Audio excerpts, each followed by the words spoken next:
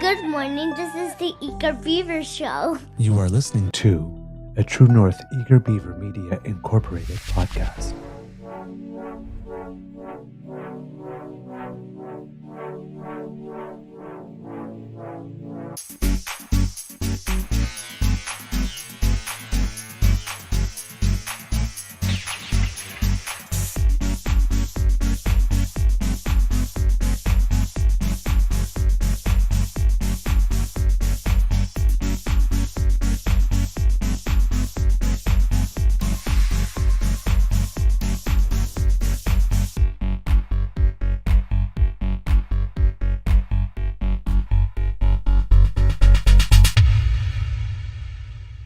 The True North Eager Beaver podcasts are proudly brought to you by our founding sponsors, the Misfit Mysteries from Corvid Moon Publishing, your source for science fiction, fantasy, and cozy mysteries featuring a broad diversity of characters, CanadianTarot.com, your uniquely Canadian online eclectic tarot community, and the Peppermaster, hot pepper sauces made from farm-fresh ingredients to thrill your taste buds and expand your mind.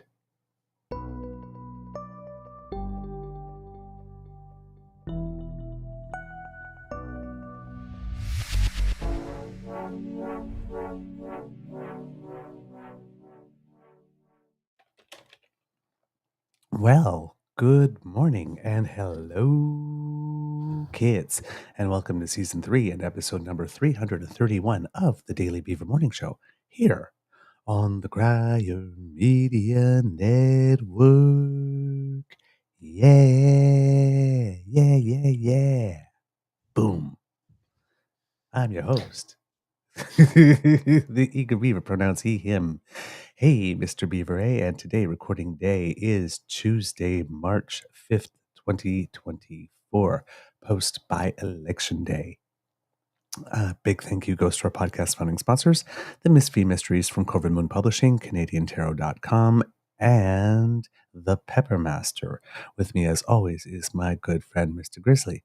And let's check to see how his mental health is doing today, as I just noticed that the whiteboard that I put up seems to have fallen down. My mental health, my mental health I think is good. My physical health is terrible right now. Oh. Ooh. I may have walking pneumonia. Oh, no. I've got to call into telehealth and just waiting to hear back from them. See, give them the symptoms and see what they say. And I might see if I can get in to see my doctor's been trying to get me in. He keeps calling to say, yeah, we need to get in for a follow-up. I'm like, yeah, no, I hear you. I just been busy. Anyway, yeah. Ooh, my. So, yeah, I'm not feeling the best physically, but mentally, I got this giant white dog now, so. Yes, please tell us. We have a new member of the damn fam. Yes, we do. Let me see. I got a couple of photos here I'll post. Here's one, and let me just share that so everybody can see. This was her last night when she first got here. And, oops, I'm pressing the wrong button. Let's see here. There we go. When I first got here last night, and it gets going. Settled in quite well. Oh my God, what a cutie. Yeah.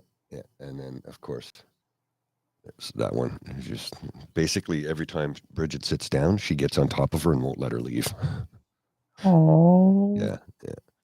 She's quite adorable. Oh, what a little cutie. And her name is? Lola. Yes. So the official pup of the Beaver Lodge. Yes.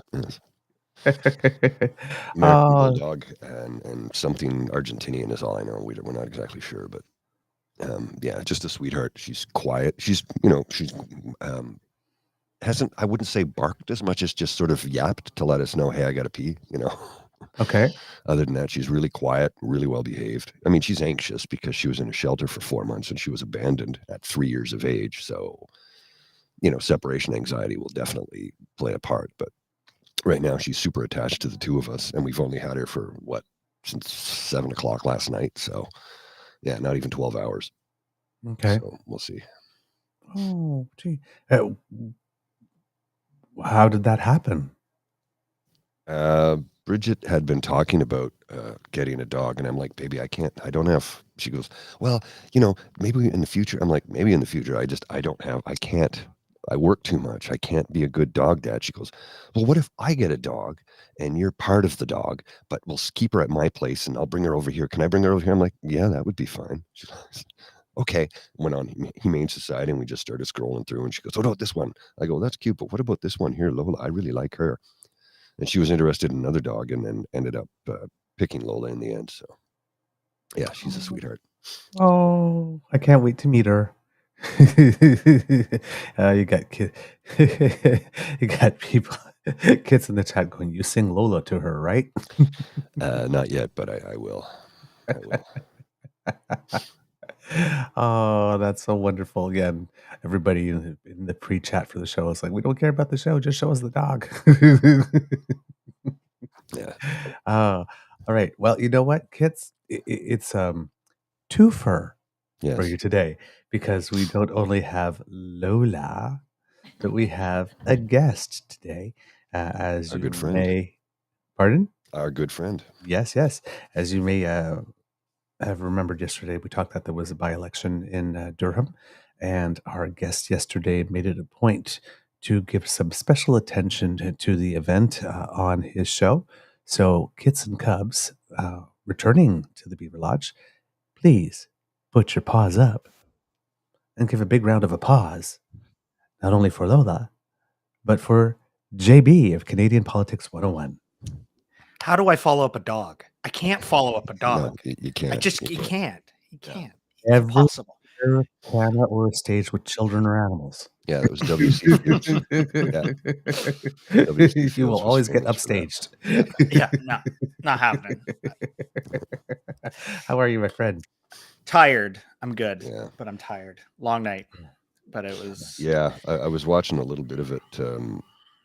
Not last night because I was in bed at 8 o'clock. I'm fighting off, I don't know, pneumonia or something. But I was watching a bit of it when I woke up at 4, and I was just scrolling through, different timelines, and I'm like, what are the final results? I'm like, shit. Not great, but lots to talk about, lots to break down, because I think there's a bigger story here that we need to kind of figure out, right? Agreed. So, All right. yeah. So basically, as pretty much everyone expected, the riding remained in Conservative hands. It's not a seat win. It doesn't add to the tally. No, because they already had that riding. It Yeah, was they just a already had that by-election. riding. Had it for a while. Yeah, 20 years, I think. Yeah, 2004. but it was it was 25 years or something at least. I was doing a show with James last night, but I had it on in the background, and I was like checking on the side, and it didn't take that long for it to be declared. Javil Jivani won with over 50% of the votes, and more than double the vote of all the other competitors combined. So prepare turnout, to though. never hear the end of it, kids. Oh, yeah. For the next 4 months. Longer than that. Longer than Yeah. that. Like this is a sign. Pierre is inevitable. Like this. Prepare. It's coming. But JB, over to you. So a couple things. I went to bed with about half of the polls reporting, and I woke up with it finalized, and the numbers didn't change. He won by about 30 points, which is in line with both what we were anticipating in this by-election, but also what we anticipate in this riding. This riding has been conservative blue for the better part, like we said, about 20 years. And even then, before that, when it was a part of a bigger riding, it flipped back and forth all the time. So this riding isn't new towards conservatism, right? The challenge is Jamil has a mandate with only 25% of the vote. Yeah, Only 25% voter turnout, which is abysmal. I think that's borderline. Like, I'm in the camp that if you don't get 50% of the people voting, you got to do it all over again and keep voting until 50% votes. That's in the camp I'm in, because he can't. What kind of mandate does he have? In my opinion, like 3/4 of the population didn't vote. So that's big in itself. But like we said, this wasn't a surprise. We knew the Conservatives were going to do it. We knew the Conservatives were going to take it. The question was by how much. but I think what's happening here is in your conservative blue safe seats, you're going to see an emboldened conservative party because of Pierre Poilievre and his rhetoric. So you're going to see these seats that were going to win by 20 points, win by 30 points, win by 40 points, because they're just, it's the crowd or mob mentality, because everyone else is mad at this guy, right? So the mob says, hey, we're going to all vote for him. This isn't the riding that I want to watch. I want to watch a riding like Scarborough Center or Markham or Aurora. These kind of seats that are always toss-ups every year, sit thick and thin. Those are the ridings I want to watch, which we're not going to be able to watch until the general. So, a safe conservative blue seat in Eastern GTA going blue again, not really that big of a story. The story here is 25% of the people voted in a by-election that was heavily advertised, that was heavily deemed as crucial, who the Liberals put up probably the best candidate they could ever put up in this riding. Somebody who formerly wanted to run for the for the Conservatives under O'Toole, I believe, right? Yeah, he is the definition of a red Tory. Like, he is a conservative most of the time, but is progressive. So he gets pushed away by the Conservative Party. Right. So again, that's the thing. Like, I think Robert should rerun in the next election for two reasons. Yeah. One, this riding is getting split in 2025 because at the next election, a little fun fact, we go from 338 to 343 ridings because Canada's getting bigger. So this riding is actually getting cut in half. So the south part of the riding, the more urban part, your Bowmanvilles, your Claringtons, your outside of Oshawa, is going to be their own riding. And then the other riding at the top is getting merged into the bigger rural riding around it. So Jamil probably won't have a job because this is getting split up in a way that an urban riding is getting created, which will probably vote Liberal, where the rural riding is getting moved into another riding that already exists. So this Jamil's probably not going to have a job in a year, to be honest with you. So he's got a short mandate, but a very weak mandate as well. So I don't know what the purpose of this. The Conservatives know this. They know that this riding is splitting up. And if Robert was smart, he would rerun again in 2025 as that red Tory in a former blue riding and knock it out of the park. That's my thoughts on that. So okay. Oh, interesting. I didn't know that the riding was splitting up. Now, based on what you know or in your knowledge, what is a typical turnout for a by-election? It's still somewhat in the 30s, right? 30 to 40 on a good 25 one. Is abnormally low. It is painfully low. I was excited because Elections Canada in the morning released their advanced poll numbers, which was 10,000 votes. It was 10% of the riding voted in advanced polling. Right. So if only 15% more actually voted on election day, that tells me two things. One, the Conservative vote isn't as strong as I think they think it is, because advanced polling is typically favored by more progressive and leftist parties. And the election day voting is more done by Conservatives. So if Conservatives can only really rally 15%, now not every vote's going to be for Conservative, obviously. There's going to be plurality, but in these flip ridings, these ridings, like I said earlier, that can go back and forth and go either way. If on election day, they can only really get 10 to 15% of their base, let's just say 10% arguably of their base to show up, that's not going to flip Aurora. That's not going to flip Markham. That's not going to flip Scarborough Center. These critical ridings they need to flip in the 905, they're not going to be able to flip it. They can flip Durham. Well, they didn't need to flip Durham. They already had Durham. Right. But it's on a general, it's obviously a different story, but I think if the Liberals were smart, they would take this as an opportunity to see that we can rally the vote. We got 10,000 people to vote in advance voting. That's huge, right? And when we saw the advanced poll dump come in right at the end, we saw the Liberal vote increase a little bit. So we know that this is the case. It's just it's such a conservative riding. It's hard to analyze what the voting trend is because we knew this was going to happen anyways, right? So it's not a surprise at all, right? No. How much of it, the low enthusiasm, do you think, because playing devil's advocate, could be just by virtue of the fact, well, it was a foregone conclusion, so we didn't come. There's that Versus factor as well. that there's no enthusiasm for him. Yeah, there is a spoiler effect when it's a riding that's a former conservative leader's riding or former party leader's riding. Like it's like the day Justin Trudeau moves on to whatever else he's going to do, Papineau in Montreal is going to still probably vote Liberal, and it's probably going to be some shoe-in candidate that they're just going to fill his spot with, right? It's not anything shocking out of the ordinary. The concerning thing is that Aaron O'Toole was not endorsing Javil Jivani, but saying he's a good guy, but not actually straight up endorsing him. He didn't endorse anybody for the race, right? So that was the big question mark. Is you have this conservative liberal candidate, this progressive conservative that flipped liberal running. Are they going to be able to make a dent? And if you look at the progressive vote, they did. The NDP tanked. This was an abysmal performance for the NDP, like absolutely abysmal. And it shows time and time again that when there's a strong liberal candidate in a riding, it's at the expense of the NDP. Like, that's what it is. And the big question is, can you get a candidate that can pull that NDP vote, but also pull that conservative vote away? Oh, well, that's a happy little Lola. break. Sorry, guys. She really likes the attention. No, I get it. Oh, she's so cute.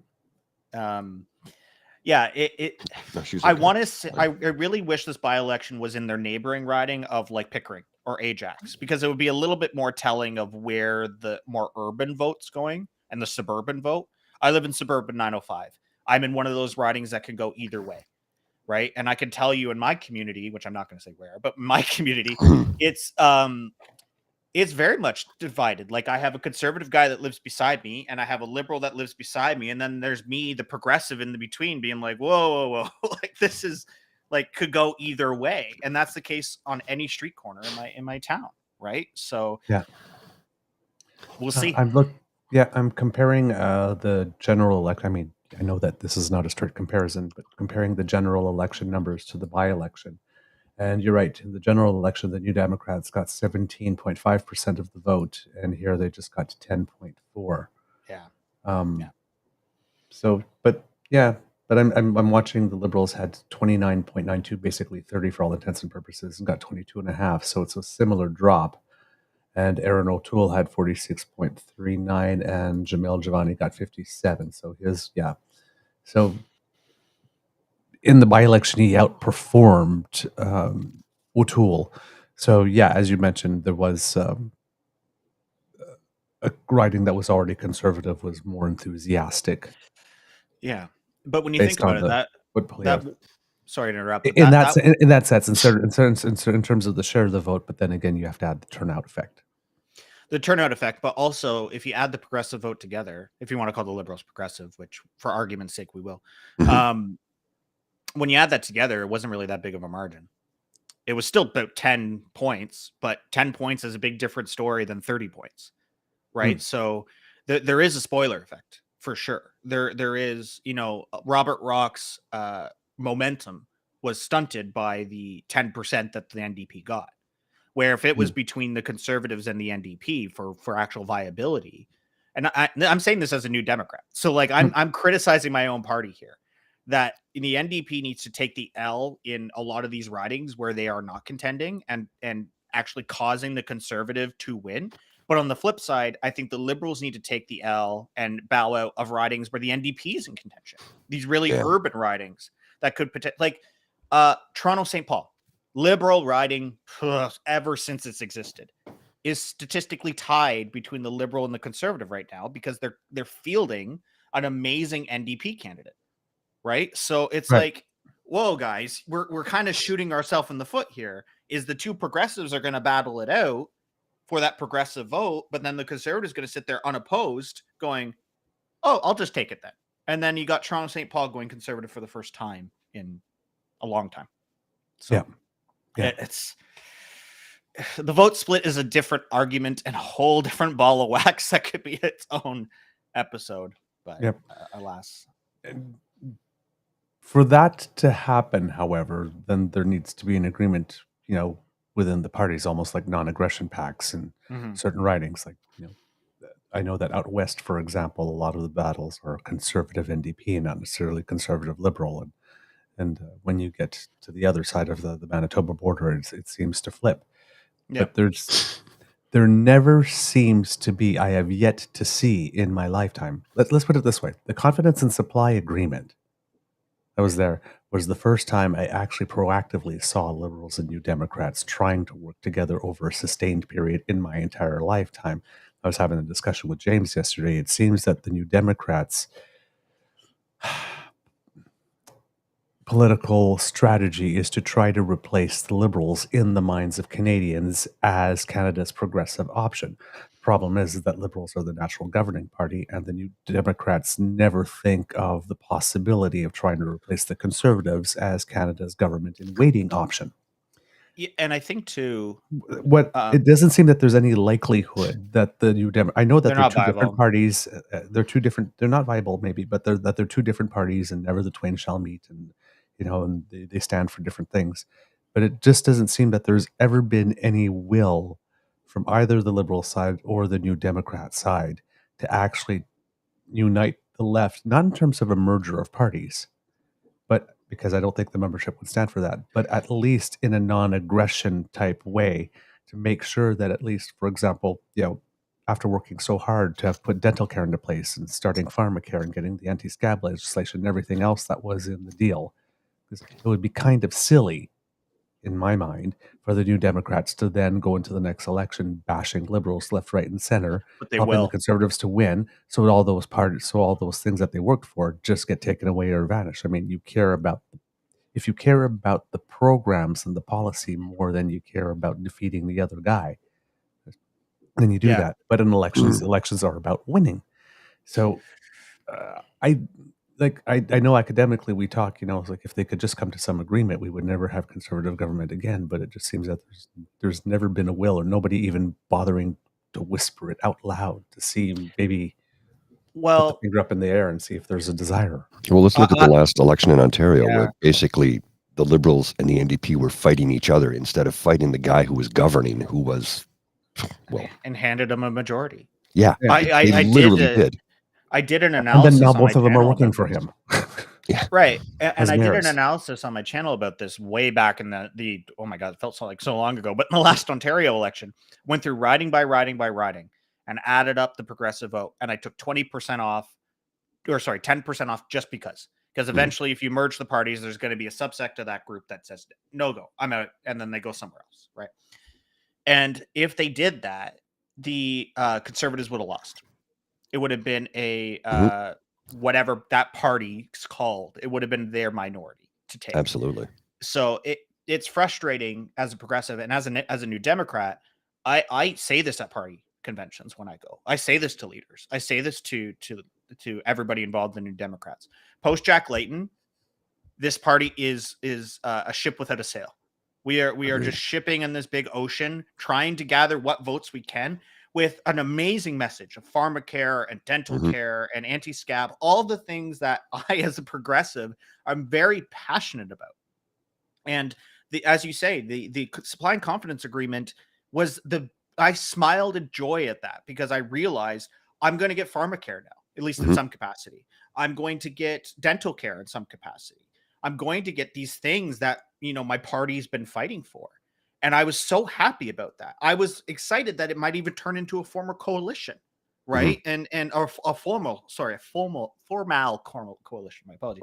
But it's frustrating to me when I see Jagmeet Singh, and I've met the dude plenty of times. I've talked to him a lot. His brother and I follow each other. Like I'm close to him, and I've said to him, like, I don't support what you're doing. Like, I voted against him in the leadership review this past convention. I was one of the 11% saying that we need to do a different path forward because what we're doing is not working. And instead of fighting the Liberals, we need to go back to our latent roots and work with the Liberals. Jack Layton never ran an attack ad. Jack Layton never attacked the Liberals. He just said, I'm going to do things differently. And that's how he got his opposition in 2011. And I feel like he would have won in 2015 on that same message. And Jagmeet is a very nice man. I've met him a couple of times. He's very amiable, very friendly, real easy guy to chat with. But the way the messaging, the way they're running it, it's like, no, he's. Yeah. I mean, like just last week, we got you. The liberals are in bed with big pharma, and we got you pharmacare. I'm like, bro, that is not what happened, and you know that. I would be attacking Pierre or dodging the question if he's going to dismantle pharmacare. That's what you attack, Right? right? That's what you attack. Pierre held a press conference the day I talked about this on my channel. Mhm. The day the pharmacare was being tabled, Yep. he held that stupid press conference talking about some scandal that's not a scandal. It's not a scandal. And then what do the liberals come out in the defense, which they did in the Mhm. right. Justin Trudeau was in Thunder Bay, but he did make a statement saying this is bullshit, this is nothing, like yada yada yada. But what did Jagmeet Singh do? He went on Twitter and made a video about how the liberals are trying to stop this. It's like, no, they're not. They're literally tabling it. Like, it's so frustrating as It's a like they paid work with you to make it member. happen, right? Like, Yeah. I don't But at the understand. same time as the person that was attributed or assigned to the file from the side of the New Democrats is telling people in the press we're actually making good progress. Jagmeet Singh is out there saying the liberals don't want to do this and they're opposing it. Like literally the messages are mixed because those who Yeah. were really following the file, Mhm. really cared about this, knew that the NDP MP that was assigned to negotiate on behalf of the party was saying all along that good progress was being made. If Jagmeet Singh has any chance of a career post this election, because he's not going to win. We've been seeing it by-election after by-election. The NDP are hurting. And I talked to my fellow New Democrats, some that are MPs, and they're concerned about losing their own riding, right? Mhm. And they would be considered what's like an NDP safe seat, which there's not Right. many, but they're out there. They're concerned about losing their riding. I think the best thing that they need to prop themselves up for is try to get the best possible showing in 2025 and then knock on Justin Trudeau's door and say, if it's a conservative minority, which I think that's probably what's going to happen, Mhm. is saying, how can we form a coalition? How can we stop this conservative mandate? And if they can form a coalition and actually form government from that, Yeah. and knock on the governor general's door and say, wait, we got more. We have a coalition, which is perfectly legal, by the way. Yep. This is the best chance that Jagmeet Singh has for a career. And I've told him this. I'm like, as a paying New Democrat, as a proud member since Jack Layton, we need to work together with them and we need to stop fighting them. Maybe someday a merger would look in the horizon. Maybe someday we can work a little bit more formally. But right now, the biggest threat to women's health, the biggest threat to our healthcare, the biggest threat to Canada right now is that guy that took off his glasses and is yelling in front of the camera. Yeah. Not each other.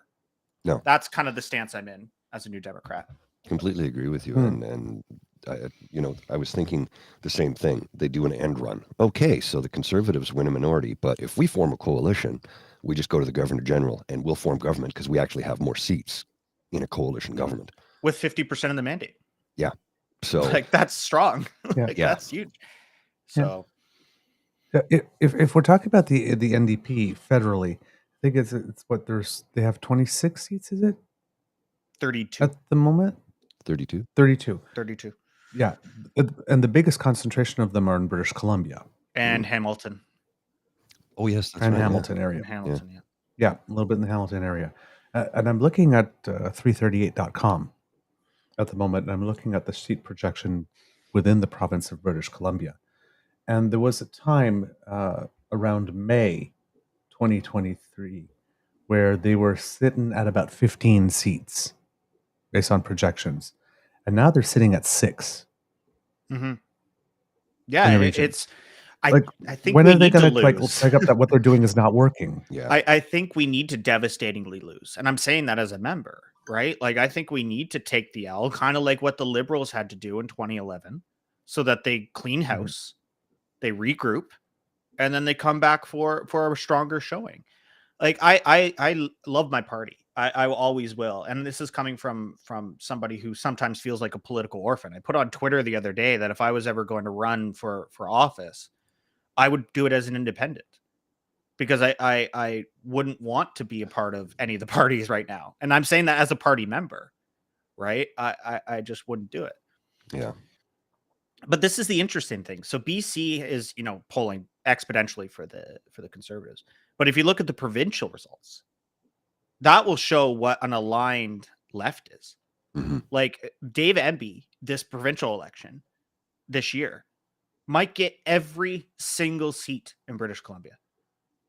every single seat. There's polling simulations that have Dave Eby winning every seat in BC. No other crazy. party. Like, so when the left is aligned, look what amazing things. Like, BC is a progressive province. Yes. Like, BC is ridiculously progressive. But look what happens with the vote split. The Conservatives are polling 30%, 40% in the running. Like, look, yeah, that's provincial. Like, just like drummed. Like, it's nuts, right? Like it's and like the Conservative Party in BC is fractured right now. So they're in a regroup anyways, but it's like that's what happens, right? That's the seat projection right there, showing that the NDP is going up and up and up and might pick up 80. Do you know how many seats there are in BC? 90. 90. Yeah. Look at the top projection of that polling prediction. Yeah. 67 to 90. Wow. Like, That's crazy. They probably won't get 90, but it's just that's an like overwhelming that's the next majority. election.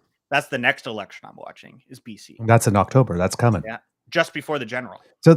So here's the thing, right? We're looking at a situation where provincially, because Alberta could have gone NDP had not run a stronger campaign. Manitoba did. BC is probably going to stay on the column. And we look at the provincial numbers for Saskatchewan. For the first time in forever, the NDP actually won a poll. Came out first. And in Saskatchewan, the citizens there seem to be particularly upset with the manner in which Scott Moe is handling healthcare. And in Saskatchewan, if there's one place in Canada where healthcare is kind of the thing, it's Saskatchewan, right? Because that's where our national Except don't order an ambulance in Saskatchewan. Yeah, they have ambulances in Saskatchewan. Sometimes, and they're very expensive. I've heard of people spending $7,000, $8,000, $9,000 for an ambulance ride. I'm like, what? Yeah, it's like what in Saskatchewan? They gave us what we have. What's going on there? Yeah, and that's why you have Scott Moe talking about trans issues again, and having Sask Energy not collect the carbon regulatory fee and whatnot. I mean, the dude is trying what he can, just because clearly the man's in free fall. But there's this dissociation between the provincial NDPs and the federal ones. Like Jagmeet was nowhere to be seen in the Alberta campaign, was nowhere to be seen in the Manitoba campaign. Or Durham. In fact, word on the tweet is that he was told, stay away. In Durham, too. He was not there. Yeah. He didn't even show up for the candidate. Like, there was nothing. There was no campaigning. Mart Stiles went to Durham, who's the leader of the Ontario NDP. But she's really not even that popular in itself. So, like, talk about a terrible surrogate to send to a very critical by-election, right? I think a lot of provinces, Ontario in particular, is sort of a reverse bellwether. So whatever the federal level is doing, the provinces tend to do opposite, right? So when we see a liberal government, we tend to see conservative premiers start to pop up. And then when we see a conservative government, we tend to see more liberal premiers pop up. That tends to be the Canadian way, with some exceptions like Alberta and the Maritimes and whatnot. But and Quebec. Can't forget about big Quebec. Because when Trudeau became prime minister, for a very brief period, most of the provinces were sort of progressive, well, let's say left of center led. And then that's just disappeared. And all of a sudden we had eight provinces that were like ideologically conservative. Now, Manitoba has flipped. There's a chance that New Brunswick might flip. There's a chance that Saskatchewan might flip. And when they start flipping the other way, that's usually a sign that we're going to get a change in the federal government coming. Well, Ontario, if Bonnie Crombie can pull out a big by-election win in a couple months here in Toronto, and then start to get her campaign, start to get in the legislature, I think Bonnie Crombie will be able to flip Ontario, at least in some capacity. Quebec might be losing Legault for how long has Legault been in there? Long time. Yep. And they might be going to the PQ, which that's a disaster for the Conservative government incoming, if there is one, for Quebec to have a PQ government and you are a Conservative. This is kind of the thing. Like, I don't look forward to the potential of a Pierre Poilievre government. Don't get me wrong. I think that's going to be a disaster. But if all the provinces flip, it might be a little bit of a silver lining here and saying, well, healthcare is going to be protected, because you're not going to have Wab Kinew got healthcare. No, You're not going to God, have no. Bonnie Crombie got healthcare. You're not going to have the PQ got healthcare. You're not going to have Dade Eby got healthcare. If Alberta Right. can flip midterm for Pierre, then Alberta's safe. Like, you see what I mean? Saskatchewan might flip. So there might Yep. be some benefits to this, right? Yes, Pierre might do shit with immigration and axe the carbon tax and whatnot. But at what expense? Like, if it means we get more left premiers, maybe that's what we need. I don't know. I'm still very confused about what post 2025 looks like for Canada, to be Well, honest. that's a good point, because when you think about it, the mess that our healthcare is in, the mess that housing is in, is all provincial jurisdiction. Yeah. And it's We've been saying it for months now. Our premiers are the They're the problem. problem. Stop hating on the federal government. Our premiers are the so, problem. and Skippy will constantly blame Justin Trudeau for things that are not his jurisdiction or responsibility, which is. And then, I just worry he's going to take the credit. That's the thing. Yeah. Well, that's it's funny that you mentioned that, because I said that yesterday. Somebody had posted something on Twitter that's saying that the Liberals, federal Liberals, are on track to with the housing accelerator to get 750,000 houses built. Yes, but most of them, if there's a flip, will be built while Pierre Poilievre is prime minister, and he's going to say, "Hey, we did that." Yeah. But it's like, no, you didn't. You just happened to be there when it happened. It's actually quite All the strategic. groundwork was laid before. It's actually quite strategic, because more than half of them will be built by the time election comes around next year. So Okay. I think that's very smart for the Liberals to make sure that a lot are built before, or at least you're starting to see developments. I said this on my show the other day, where if I drive down my street, there's a housing development that just started about 2 weeks ago. And there's big signs saying Liberal Housing Accelerator Fund, this and that. I'm sure some of them is going to make an appearance in the next couple of weeks, probably on my street, and it's going to be really exciting. But I have no doubt that they're going to be a big press conference of some capacity, right, with them. Right. But like I said, I live in one of those ridings. I can go either way, right? So if I'm a voter and I'm driving down my street and I see, oh, there's about 500 homes being built, and there's a big Liberal Accelerator Fund sign out there, and Scott Fraser was here, or Sean Fraser, sorry. Sean Fraser was here, and maybe Trudeau was here. That's big for those flip ridings, right? And right. That might flip this riding. That might be the thing, right? And our city council actually just flipped to a more progressive side, which was really exciting. So like, things are switching, right? We're seeing this switch, and it's just tough. It's like, what is the path forward for all these parties? Because you got the provincial catalyst, or you got the provincial spoiler effect. You got the Doug Ford spoiler effect for Pierre, and that's going to screw him. If he loses Ontario, it's at the behest of Doug Ford. Like, that's what it's going to be. So, and they're not friends. Nope. No, they don't get along. They don't get along. From what I'm to understand, from the inner workings I have within the Conservatives, they don't talk. So. Well, here's something I'd like to ask you, since we have you taking a little step to the right.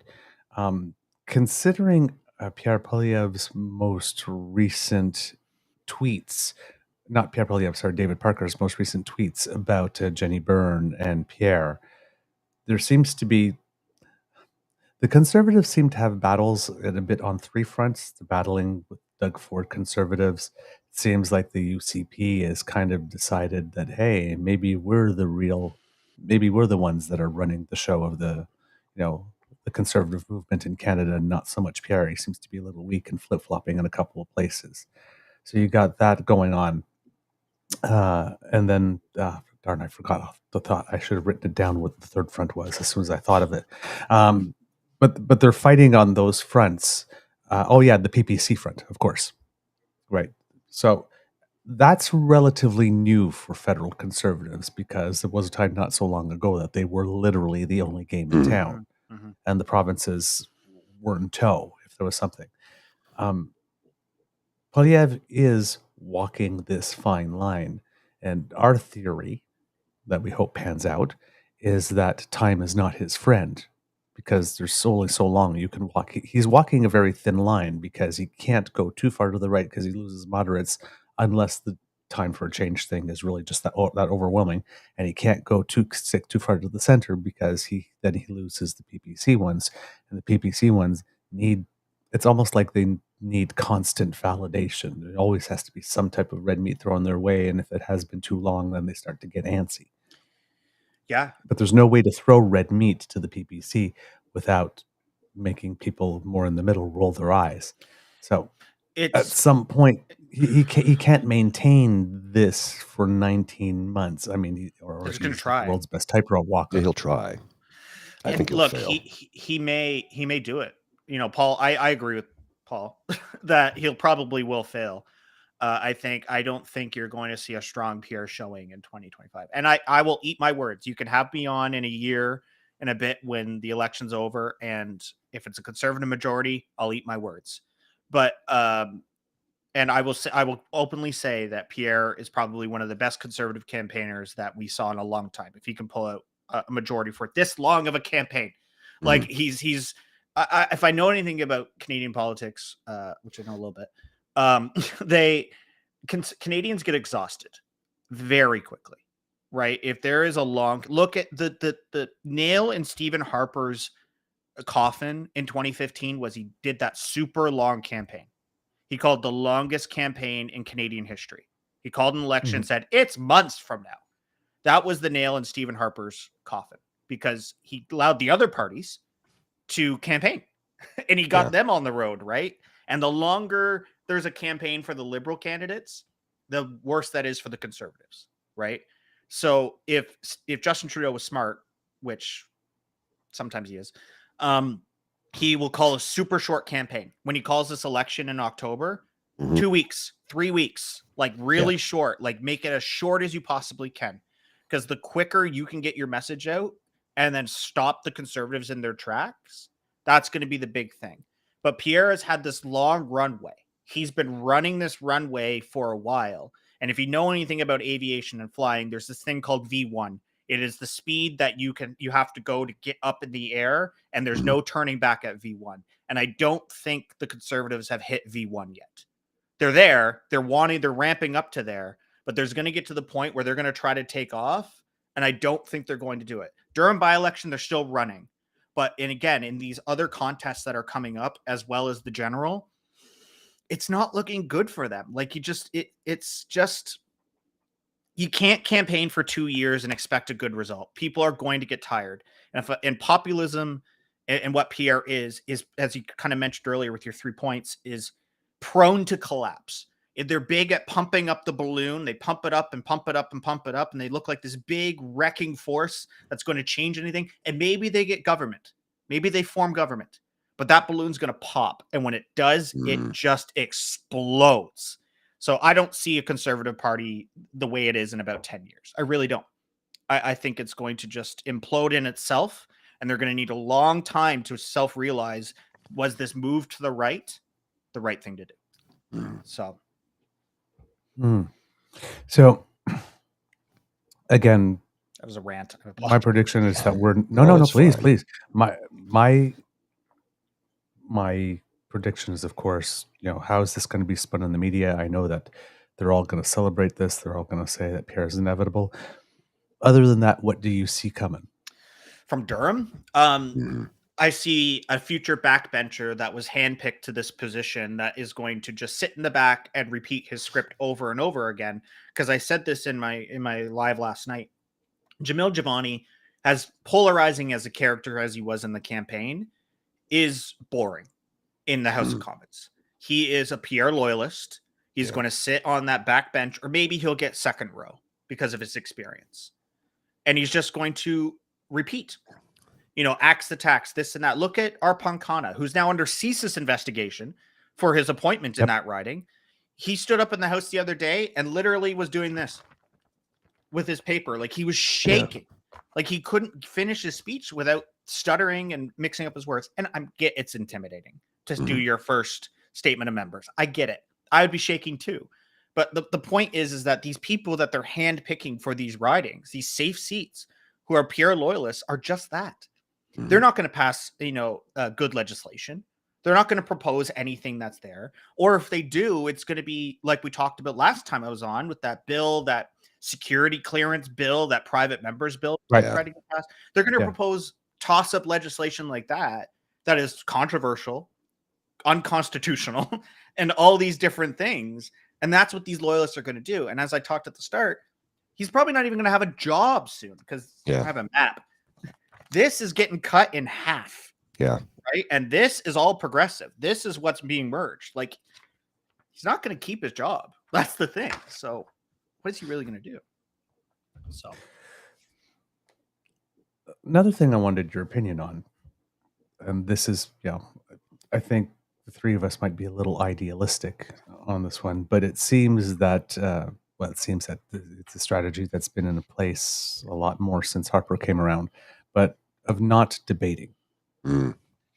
It's like I'm watching Javil Jivani put out saying things like, I'm going to fight for you and I'm going to stand for you. It's like, fight for me. You can even like fight against your own Opponents, leader when he told you don't debate and keep your mouth shut. You didn't stand up and say, well, wait a minute, the voters have a right to hear me. You just said, okay, boss. And then you just sauntered away. I mean, after he put out that video accusing Justin Trudeau of having called him of being a racist for having said twofer, I mean, what have we heard from him in this campaign? He kind of vanished after that.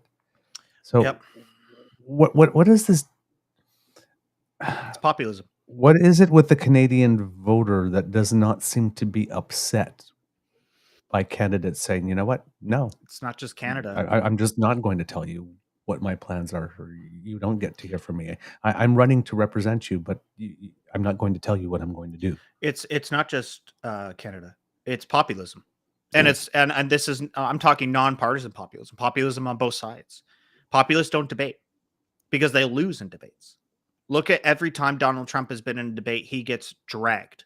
Whether it was Hillary Clinton, whether it was Joe Biden, whether whoever debates him, he gets dragged through the mud.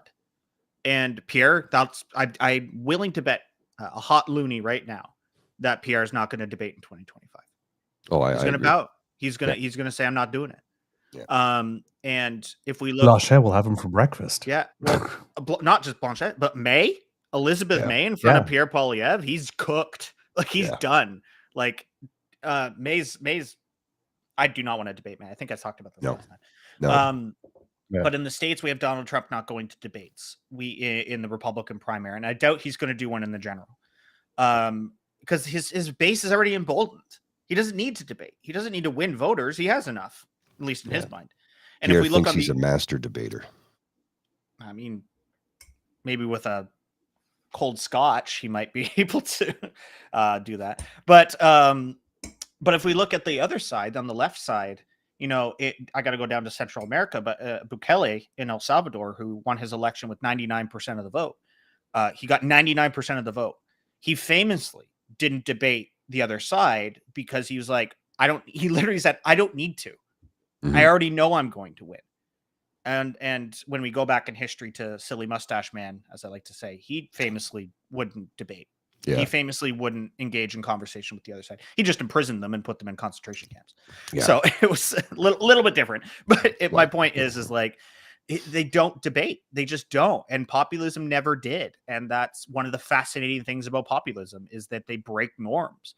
But like I said, it collapses. And when it does, it is spectacular. It's always a crash with fireworks, right? So trash with fireworks. I'm funny one time. I get one joke. Well, this is it's the new one I added in just the other day. Deadpan was perfect. Easy. But I understand the populism side of it. The part that I don't get is why is, other than the couple of political idealists that go, hey, no debate, no vote, it doesn't seem, there doesn't seem to be any consequence. Is it simply because, like I said, where it is they choose not to debate is the places they already know they're going to win, and they do show up in the places where they're not sure? Like, is that the trend, or do they? Could be. Because I've noticed, like, as a general policy, sometimes they just don't show up, whether they're winning or losing. Well, the question I would raise, or the rebuttal I would say, is what is the punishment for not showing up?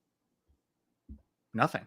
There doesn't seem to be any. The Elections Canada. There's nothing in the Elections Act that says you have to debate.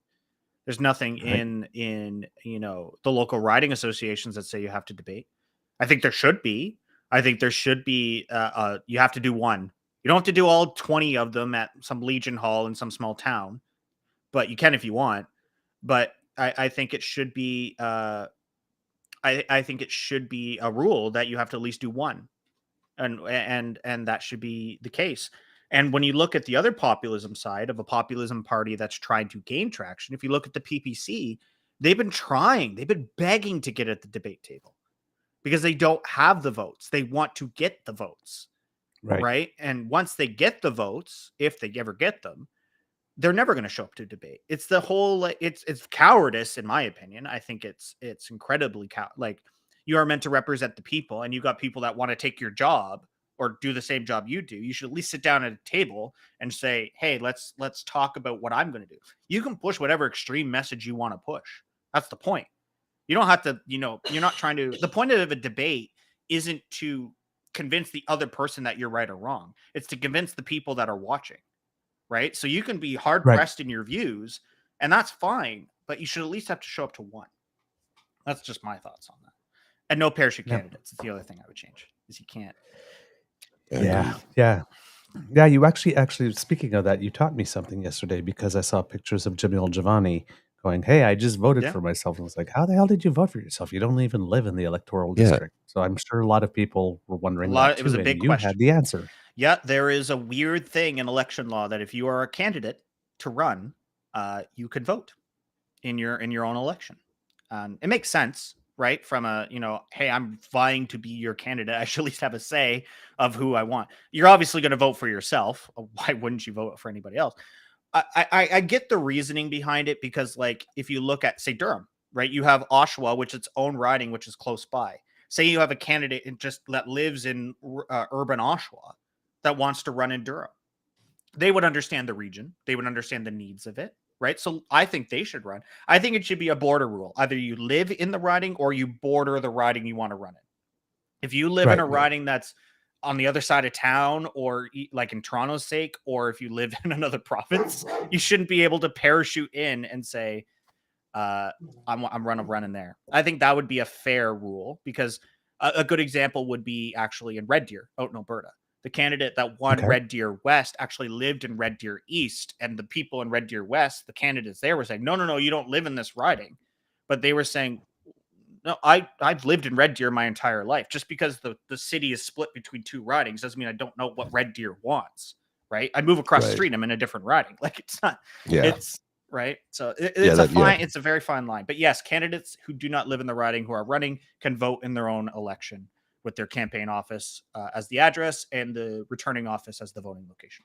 So there was a thing like that here in the city years ago where they were talking about how school boards are divided up along lines. So if you're living on one side of the street, you were in one school board, and if you're living on the other side, you're living in a different one. And the disadvantage of that was the kids on the other side of the street had to take a 45-minute bus ride, whereas the kids on one side of the street walked up the street to the school. Yeah. And I'm like, we gotta look at that a little bit better. Like, we got to be more realistic about it. Where I used to live north of Kingston, you would know this, my friend, living in that area.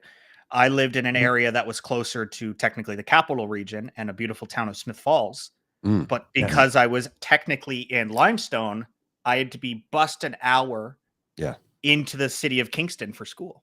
Which is ridiculous, right? Which I was 25 minutes from Smith Falls. Like, theoretically, I should be able to go to Smith Falls, but I couldn't. Because geographically, it makes no sense when they do stuff like that. I mean, it's a waste of time, money, resources. It's just ridiculous. Yeah, my parents were not happy about that. Oh, God,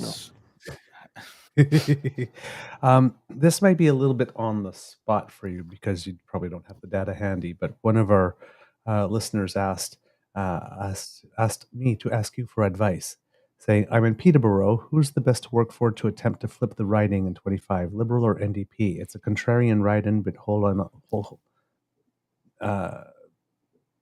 it's a contrarian riding. If it's Peterborough Kawartha, you got Michelle Ferrari in there, and she is popular among Peterboroughans. So why? I don't know. Well, she was on TV. She was on Checks for so many years. It's like, what's the guy in Kingston? Bill Hutchins, I think, was the long time anchor. If he ran for politics, he would win in a heartbeat because he's been on TV for 40 years, 30 years. I mean, I think it's challenging in those ridings, and I used to live in one of those ridings. I used to live in Randy Hillier's old riding where I grew up. So we want to talk about conservative. Yeah. That's like Yep. there's no flipping that riding, right? So my poor father still lives there.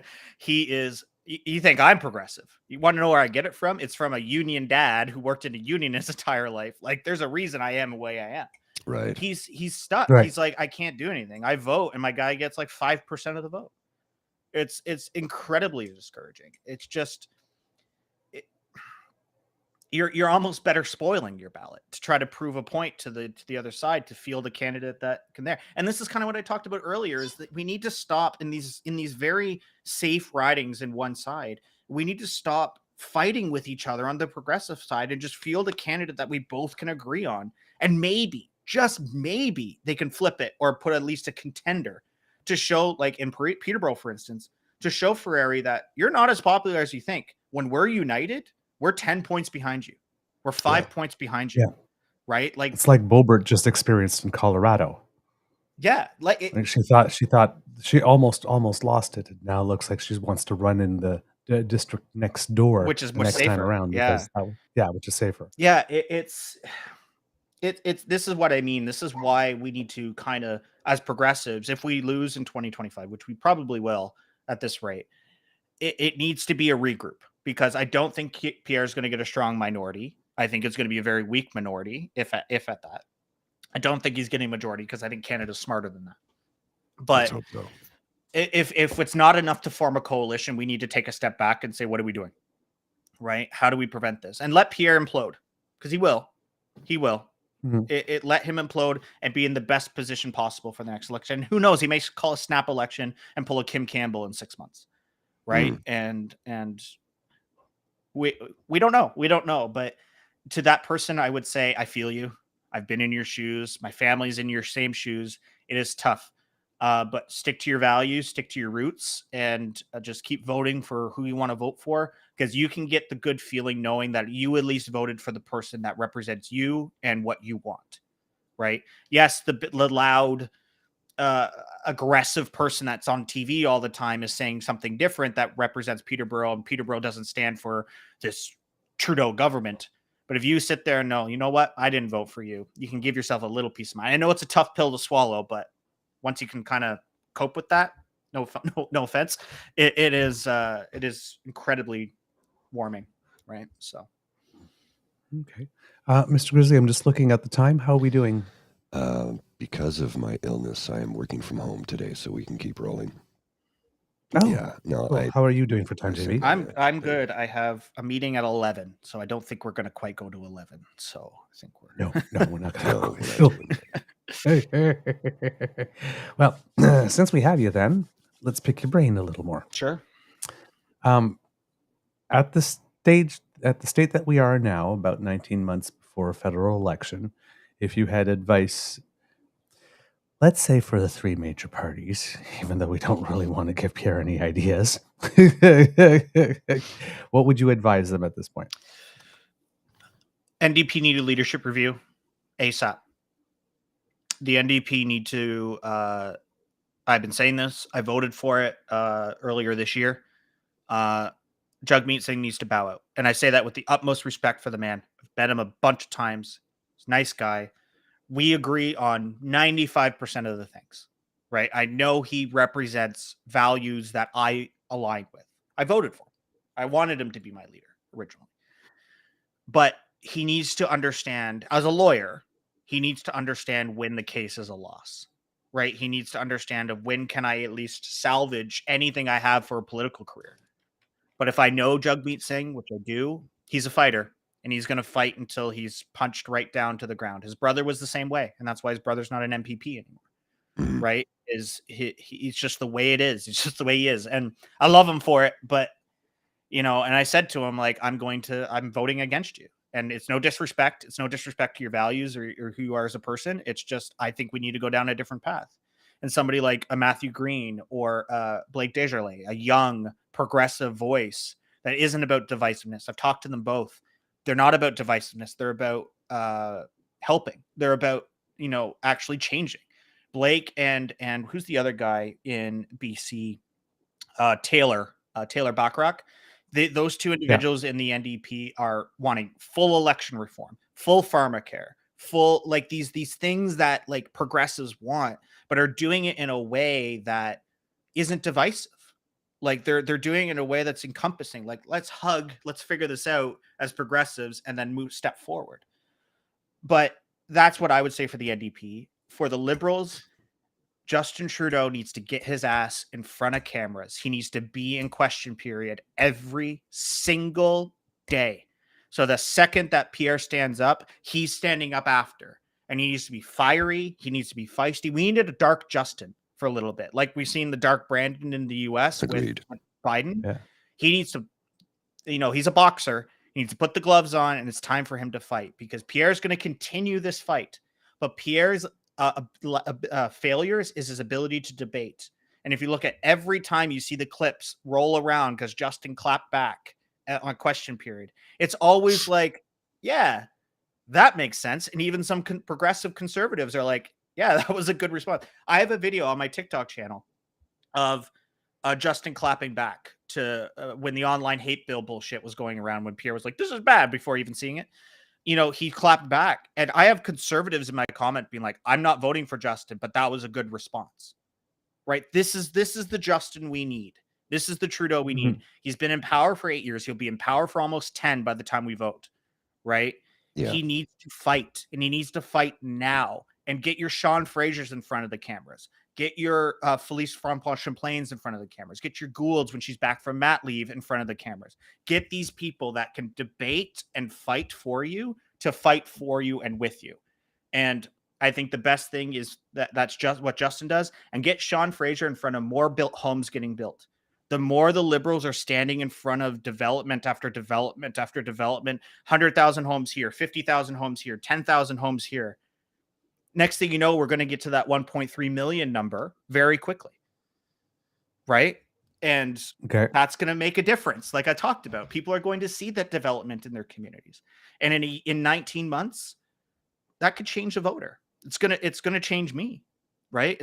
I'm seeing it. Right? So, and for the conservatives, I just want Pierre to keep crying so my mug can keep getting filled back up over and over. Because for people listening at home, JB has a mug on which it's written "Fascist Tears." I need to relaunch this product. I used to sell this. Is that a little sheep on the bottom? Yeah, for when I used to be the Sheep King, but now I changed. I got to relaunch this because it was a very well selling mug back during the convoy. So it was I need to relaunch it. But no, Pierre, all I want Pierre to do is just keep talking. Not for content, not for sound bites, nothing. But he just needs to keep talk because digging his own hole here. Because once the campaign starts and the Liberals can see those holes, I think it's over for him personally. So, all right, I'm gonna throw a fourth one your way actually because I'm really interested in this personally. What would you recommend for the Greens?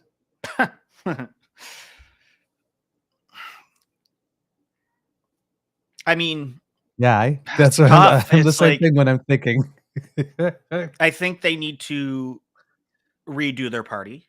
I think they can still call it the Greens. They can still go with the green message. I think that's important. They're going to have a hell of a fight coming up because climate change is here. We Paul and I were talking before you hopped on about how warm it is today in the start of March and how I normally go on a ski trip in the March break with my kid and my wife, right? We go skiing every March break. We're not doing that this year. I was out without a shirt yesterday. Yeah, like the mountain we go to announced they're closed for the season. Without a shirt. Without a coat, not without a shirt. I mean, I would have believed you if you did it without a shirt too. Like it was beautiful. But like my mountain's closed this year. They just packed up for the season. They said, we're taking the L. We're not doing it this year. They're open one weekend. So like climate change is here. And the bigger picture, you got flowers blooming in Antarctica and you got things that we're seeing the signs of, massive climate change. So the Greens are going to have a position in fighting in government. They always will, because the climate change is always going to be a message. They got to shed their fiscal conservatism in their party. I think they need to go all in being a progressive party in some capacity. They got people in their party that are anti-abortion.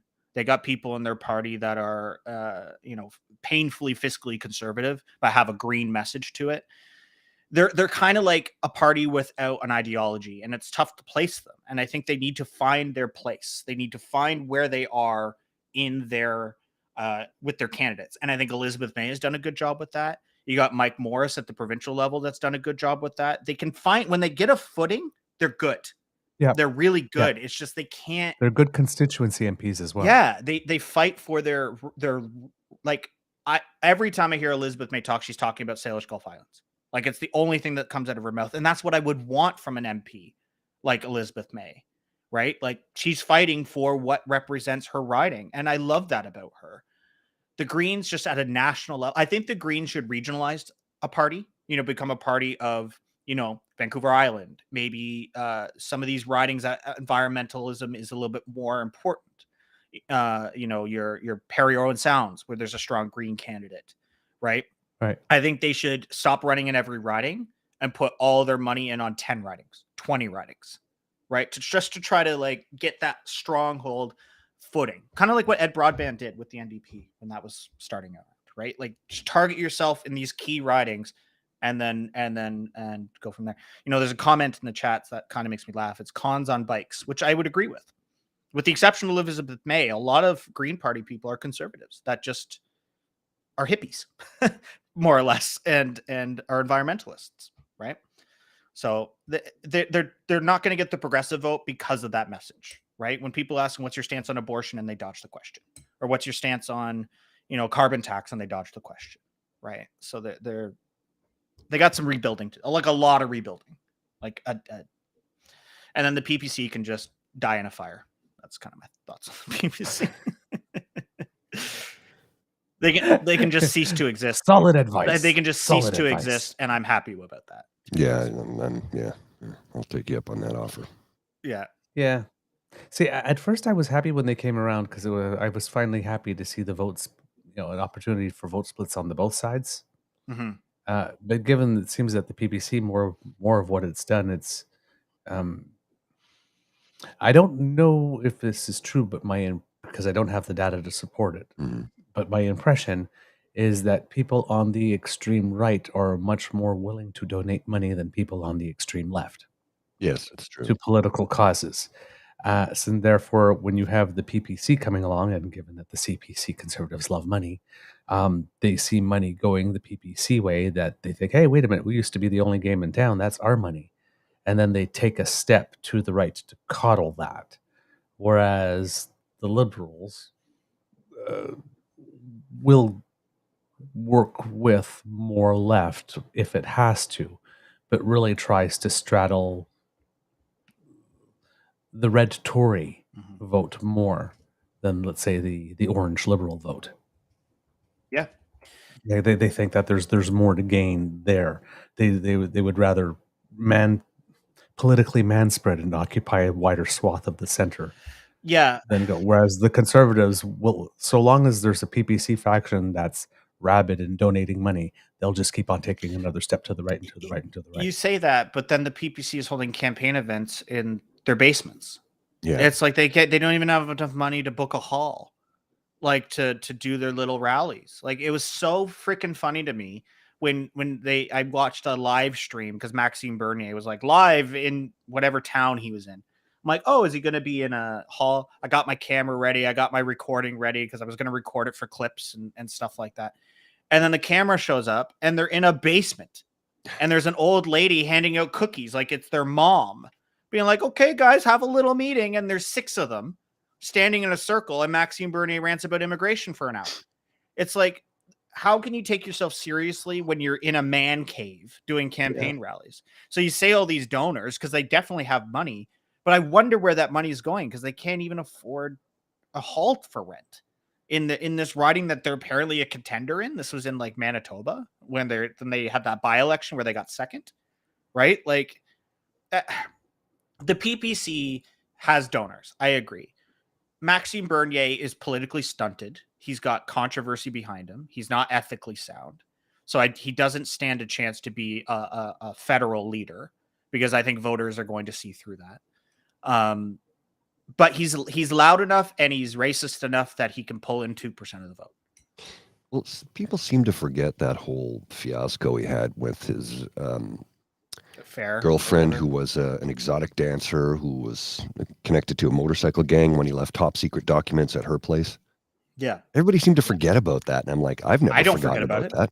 That's why he's not in the Conservative Party anymore. He was a force to be reckoned with in the Conservative Party. Oh, yeah. Like he was slated to lead post he Harper. was. And then he left some papers. He didn't lose by much. No, he didn't. He also didn't lose it by much, right? I mean, he was leading for the first, I think it went 13th rounds, and he was leading for the first 12. Yeah. And it was supply, because he stupidly went against supply management in Quebec for dairy, is what essentially did him in. Yeah. And then he famously lost his riding in Buse too. And that was the end of him. Right. So. Yeah. And that was almost a guaranteed riding for life for him, because I believe his father was in politics as well. He's from that represented area. that riding. Yeah. He's like political royalty in that area. And if you want to talk about a conservative Quebec riding, you talk about Buse. Like, it's conservatives, then PPC, then liberals, but the liberals are a distant third. Like, we want to talk about a safe conservative riding. It's that riding. So, like, best chance for him was in that riding. Right. But, there's some rumors that going around that he might pull a Leslyn Lewis and try to run in Saskatchewan next time. He tried to run in Toronto Center when they had their by-election. Like, what a joke! Yeah, like, they was just trying to get a seat and get visibility, right? Free press. He got like 40 votes. Like, he went to the most like progressive riding, and he's like, "I can do it." No, dude, get the hell out of here. I remember his that was just free media. I mean, my favorite thing I ever did, and I wish my friend forgot to hit record on the camera, but I was walking through a park in Toronto, and I saw that they were having a little PPC campaign event in the park during that by-election. I was like, perfect. So I went up to him. I waited because he was taking photos with people, and I stood beside him. He put his arm around me. I'm like, smile if you're fascist. And my friend forgot to take the picture. Oh, shit. He thought he pressed it, but he didn't because he was an idiot. And it was so funny. I never got shooed away from a group of people so fast in my life. I was handled and pushed out of the way. I'm like, it's fine. I got him to smile when he said fascist. Jeez. All right. Here's one for you, because there's the kids have been asking me to speak about this, but I will try to find a way to link it to this conversation. Yesterday in France, there was a vote, and France, as a result of that vote, became the first country in the world to explicitly include the right to abortion in its constitution. According to the BBC, parliamentarians voted to revise the country's 1958 constitution to enshrine women's rights, guaranteed freedom to abort. The overwhelming 780 to 72 vote, not ambiguous at all, saw a standing ovation in the parliament in Versailles, where the result was announced. President Emmanuel Macron described the move as French pride that had sent a universal message.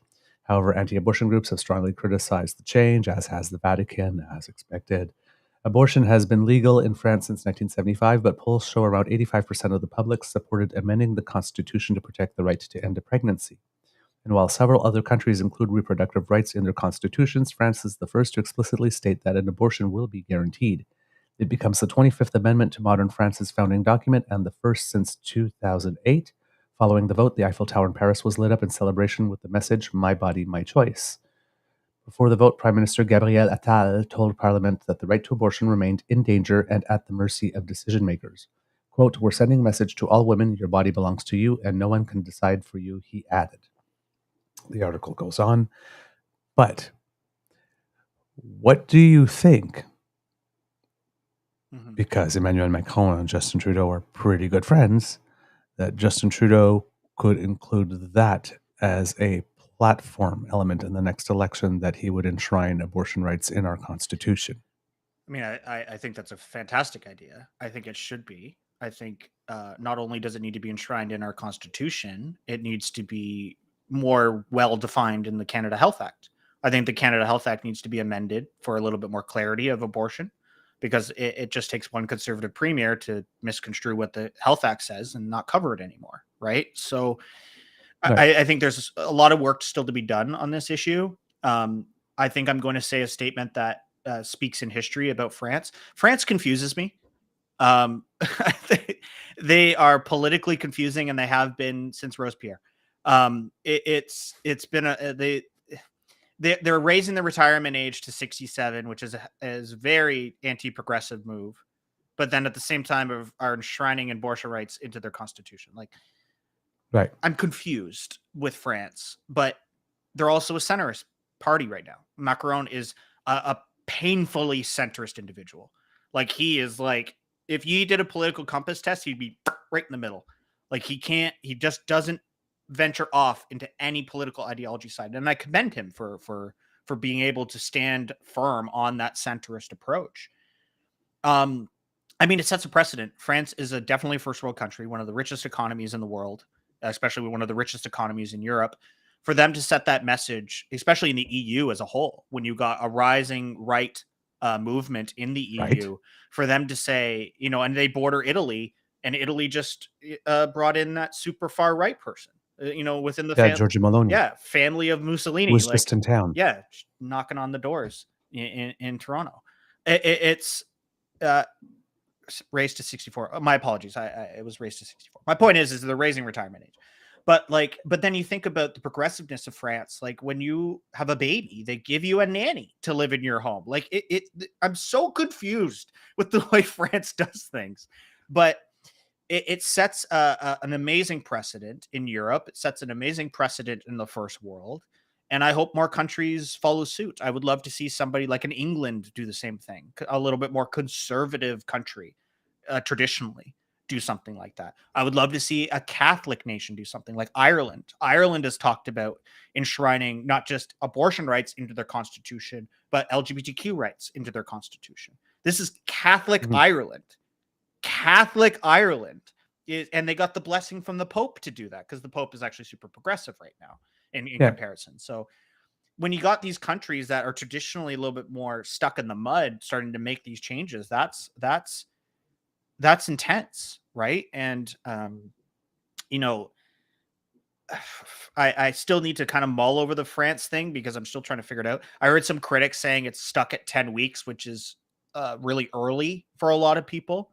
So I think there's a lot of work that needs to get done. I think the fight doesn't stop just because it's in the Constitution.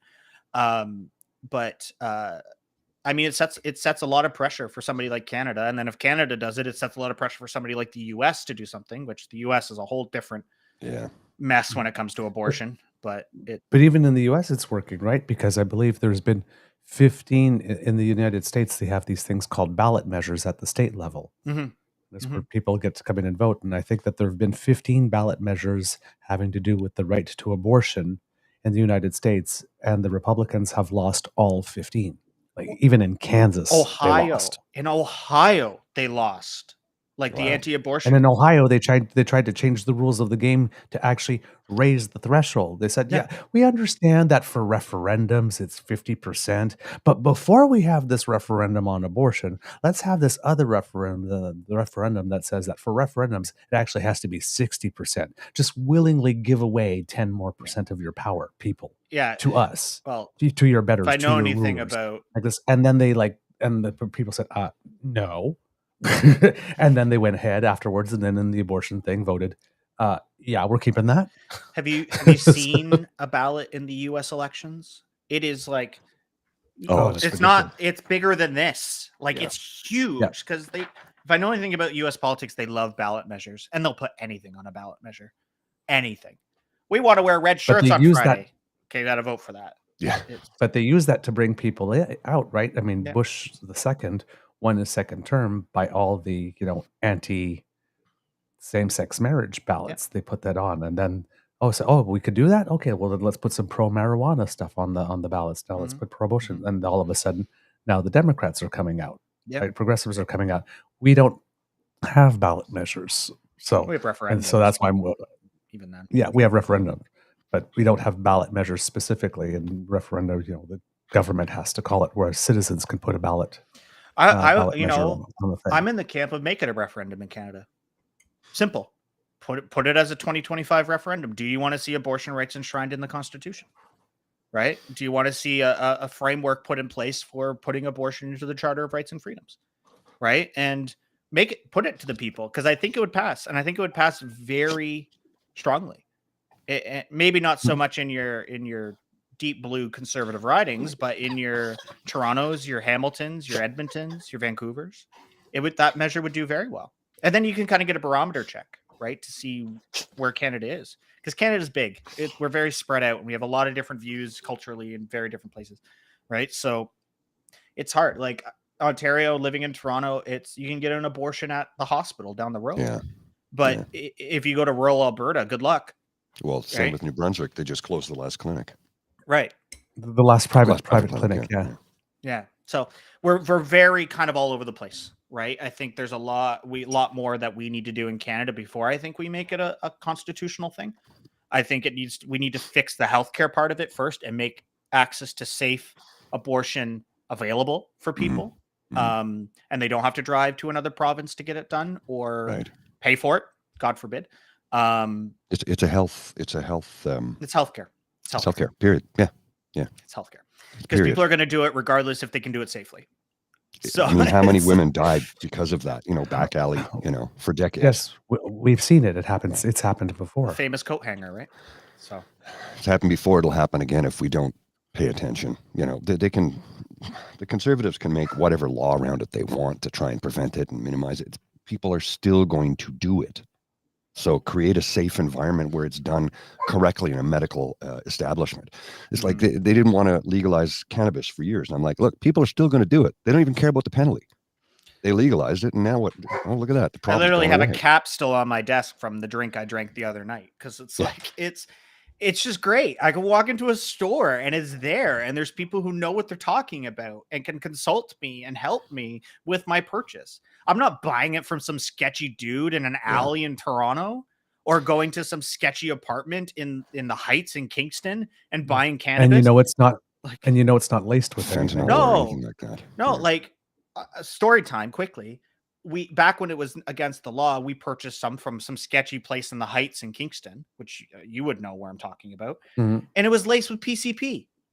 Like, I thankfully didn't take any that night, but my friend burned a field down because he was high on PCP. Like, it's just like, what? Wow. Like, it's so I'm all for legalization of that. And I think we've created a safe supply, if we want to talk safer supply.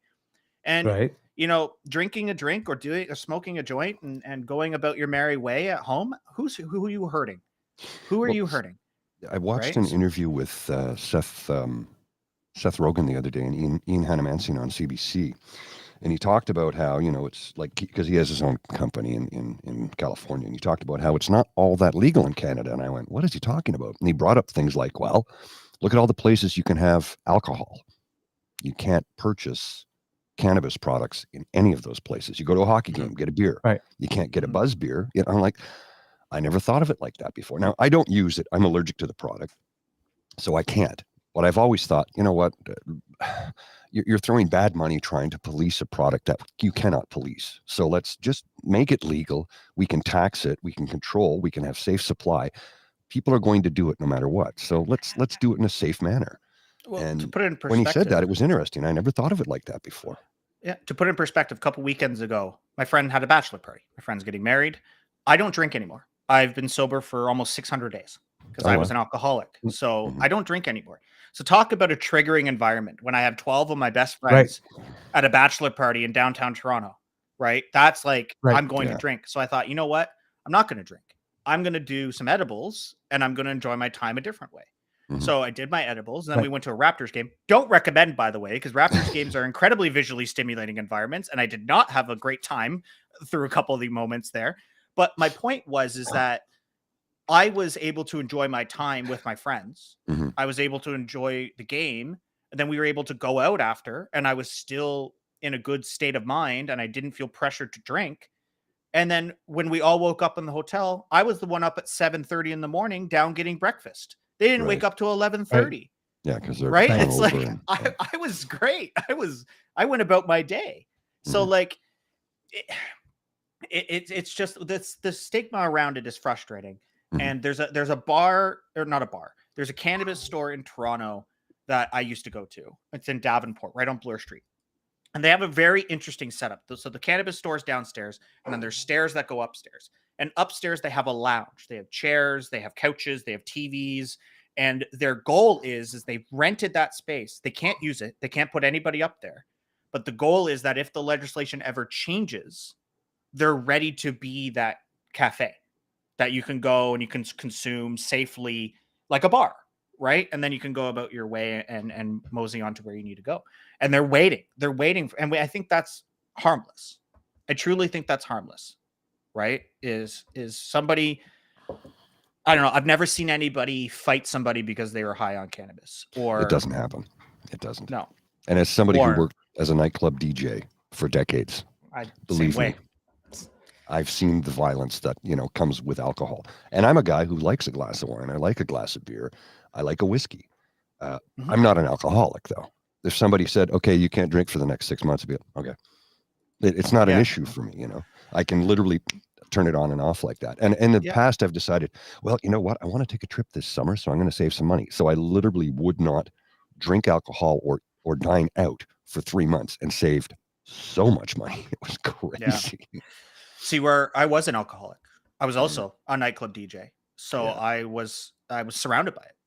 And I would drink my paycheck away. Oh, yeah. Right. Yeah, like I would be paid. I would get cashed out at the end of the night and they'd hand me $20. yeah. Sorry, 'cause you drank your paycheck away. Yeah. I'm like, all right, cool. Well, guess I had a fun night. And then I would return tomorrow night and do the same thing. Yeah. It was incredibly frustrating. And and when you ever suffer from substance abuse or addiction, it is hard to shake. And finally, one day I woke up hungover after my birthday party. And I said, I'm done. I'm done. I stopped. I'm 600 days, almost 600 days. Good for you. Congratulations, you on choosing you. Yeah. Yeah. 600 days, man. That's a good milestone. Yeah. And here's the thing. If you have a moment of I don't know, weakness, I don't know what label you want to put on, you decide you go out and you have a tear. Don't think of this as I've failed. It's just like I stumbled. Get back up, dust yourself off, and keep moving forward. Well, don't get me wrong. When we go out for dinner, I enjoy a glass of wine every now and then. Like I didn't stop drinking. I just stopped drinking to get drunk. So me having a glass of wine at dinner, I'm fine with that. Or maybe, it's a beautiful summer day. We're having some friends in the backyard here and I have a beer. Yeah. Right. Like that. But I don't buy enough to get me intoxicated. I buy enough for the event that I'm at. Right. That's kind of the control that I've been able to put in place for me. And then on those triggering events like a bachelor party, I just do something else to help get me into a state of mind that was a great time. I had stories for life from that, because when you're the high brain versus the drunk brain, the high brain always wins. So I was the stable one. I was the one making the good decisions that night. Right. Reminds me of the scene from Animal House. So what you're saying is I could have an entire universe in my little finger. Well, what I don't recommend is doing 20 milligrams of edibles and going to a Raptors game and then having t-shirt cannons launch t-shirts at you. That sounds like a horrific moment. Oh my God. That was 5 minutes of torture. When I have t-shirts flying by my head at almost slow speed. I know they weren't going slow, but they felt like they were going slow. And I got 12 of my idiot friends laughing at me because I had my hood up and I'm like scrouched down, like terrified. I am so square. I have never been either that drunk or that high.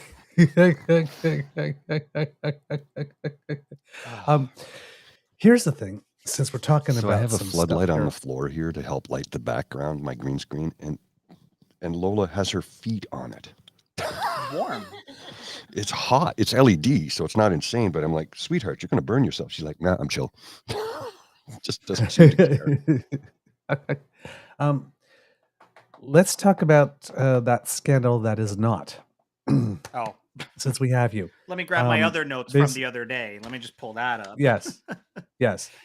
Because we talked about it on the show very briefly, but Pierre Poilievre, while they were in the House voting on pharmacare, Tabling. he decided to leave the House to hold a press conference for which he was, I think, 45 minutes late Purposefully. showing up or something like that. 45 So, minutes late. everybody, come on, please be there at 10:30. I'm gonna like, yeah. So I guess while the journalists were all there waiting for him to show them at 10:30, they weren't in the House covering what was going on there. CPAC was turning on their cameras at 11 o'clock to cover the farmer care tabling. So that's And why he showed up started late. At 11:05. He started Counter talking. programming. Yep. So we had counter programming. He basically rambled on a couple of things, took 2 questions, then had 4 other of his MPs ramble in front of the mic to basically make the same statement using different words but not adding anything new. So they all have something for their own clip files. Then came back and took 2 more questions. He only took 4 essentially that day instead of the standard 5, and then turned around on his heels and walked away. He had a big stack of papers. I don't know if anything was written on it or if it was a big stack of papers Trump style. Yeah, probably. But basically claiming that this story that we've all known about since 2019, when the people involved were first escorted out of the building, until now, is this new thing and is this new scandal, which is, I'm talking about it in circles, but it's the Winnipeg lab thing. Let's talk about that. Why is this really not a scandal? Well, we already knew about it. It was already something we knew. Fun. I remember reading about it in 2021. I don't remember where I was, but I remember going to myself like, oh, that's interesting. Mhm. That's kind of concerning from a national security perspective, right? I'm like, oh, Right. that's not good, right? I never once thought, oh, this is Trudeau's covering it up, or this is some failure of the Liberal. I didn't even view it as a failure of the government. No. I viewed it as a failure of national security, which is military and police. Yeah. Right. But the thing is the system worked. She Mhm. she was hired in 2003. She Under the Harper she government. immigrated. She immigrated into Canada in 95 legally. Yes. She got her visa, Mhm. which means she would have passed a background check to get into the country. Right. Right. She was hired in 2003 and received her top secret security clearance. Great. So she passed all the checks. They interviewed her friends, interviewed her family, interviewed everybody around her, and everything was fine. She kept receiving those security clearances year after, multiple times a year. I think you have to do it every 6 months or so in these top secret environments. Like you have to continually do it over and over and over again. And then she did what she did. Under Harper's years, by the way, she allegedly did it in 2014, right? That's when the first transfer of information happened. She was discovered. Well, she wasn't discovered. And then she was discovered later on. Subsequently lost her security clearance. Subsequently then was fired by the University of Manitoba that was employing her. And now she's potentially facing criminal charges that haven't happened yet, but could. It's like, it's not a scandal. It's something that happened that was concerning, that the system did what it was designed to do. Like, it sucked that it happened. And there's definitely an inquiry that needs to happen of how did this data leave a top secret center to eventually end up in China's hands. Yes. That's, and it sucks that it took 5 years to detect it. yes, definitely an inquiry needs to happen. I'm fully okay with an inquiry needing to happen, but it's not an inquiry that is a scandal of the government. It's an inquiry that's a scandal, if you want to call it that, of the lab system and the security system that around that, right? Questions for the University of Manitoba. It's like, how was this not discovered? How was this not noticed? Because University of Manitoba is staffing and controlling this, right? So Right. it's just not a scandal. And then for when the press conference was there, I remember I tweeted it out and I started in my politics group chat with all my people I went to school with. We were all trying to figure out what it was. Like, what is this? What is this? What is this? What is this press conference? Is he resigning or is there something happened? And then when he had the stack of papers, I'm like, oh, here we go. I knew it was going to be something. And then when you start talking about this lab, I'm like, the thing in 2019 that we already knew? Like, it was like, what? Like, and then it started to unravel and I thought, oh, they're doing pharmacare right now. Oh, this is that. And then they had the night before that came out that the person who received the ArriveCan contract was actually a former conservative and PPC candidate. Yep. Like, all these things came out the night before, right? So it makes sense why they did it, but it's an easy thing because I think a lot of people, especially conservative voters, didn't remember this or didn't know that this happened. Right. So it was easy to just hold the stack of papers and go, look how bad this is. Yeah, because it was just a few days story because the system worked as it should. Yeah. Yeah. It was designed as it should. It was local news. It wasn't even really national news. It was, this thing happened. It's being dealt with. And if she gets espionage charges, she gets espionage charges. She'll get her day in court. The system will continue to work. right? She will have her Yeah. day, and she's not going to be deported because she's a citizen, so she's got to stay. Right. So there's really nothing more we can do. RCMP will investigate. They'll issue charges if they find anything to charge, and then she'll get her day in court. That's that. Okay. Right. Now, his claim is that the fact that that stack of documents that he said was the documents that they are, that we don't know because, right, he never actually showed them to anyone. He said that those documents getting to him is something, a process that took 3 years. And he's saying that that's what the Liberals' cover-up was. But apparently there were attempts to make these documents public several times through committee work and all that type of stuff, and it was Conservatives that actually put the kibosh on this type of stuff. Yeah, it's sort of the way I look at it is anytime we have sensitive information that needs to be made public for the interest of public interest, right? When we have something like this that should be made to the public as aware, like, hey, this happened, right? You need to know that this happened. And then you have to go through those documents and redact things that shouldn't be seen in the public. Maybe it's a particular secrets. That takes time, that takes committees, that takes analysis, that takes years to get lawyer. You ever try to get a lawyer to do something in a weekend? Unless you pay them, they're not doing it very quickly. So I think the lawyers at the government and the retaining lawyers that they have aren't going to do things quickly. And I expect the government to take time to unclassify something, right? There needs to be a process. There needs to be a procedure. And for the Conservatives to say, no, we need it now is one, childish, two, disrespectful to the process that we have. You know, this is a party of law and order, yet they want to go around the law and the order. Like, it's just like, what are you trying to do? It's not a cover up that it took 3 years to declassify some documents. That's not a cover up. Right. That's just the process. Like, right. And you mentioned earlier also in a tweet that this was dealt with at NSACOP. Yeah, it was already dealt with. Like, yeah, and they said they made their statement about it in 2019.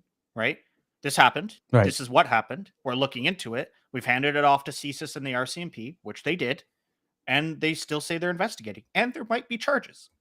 Right, and.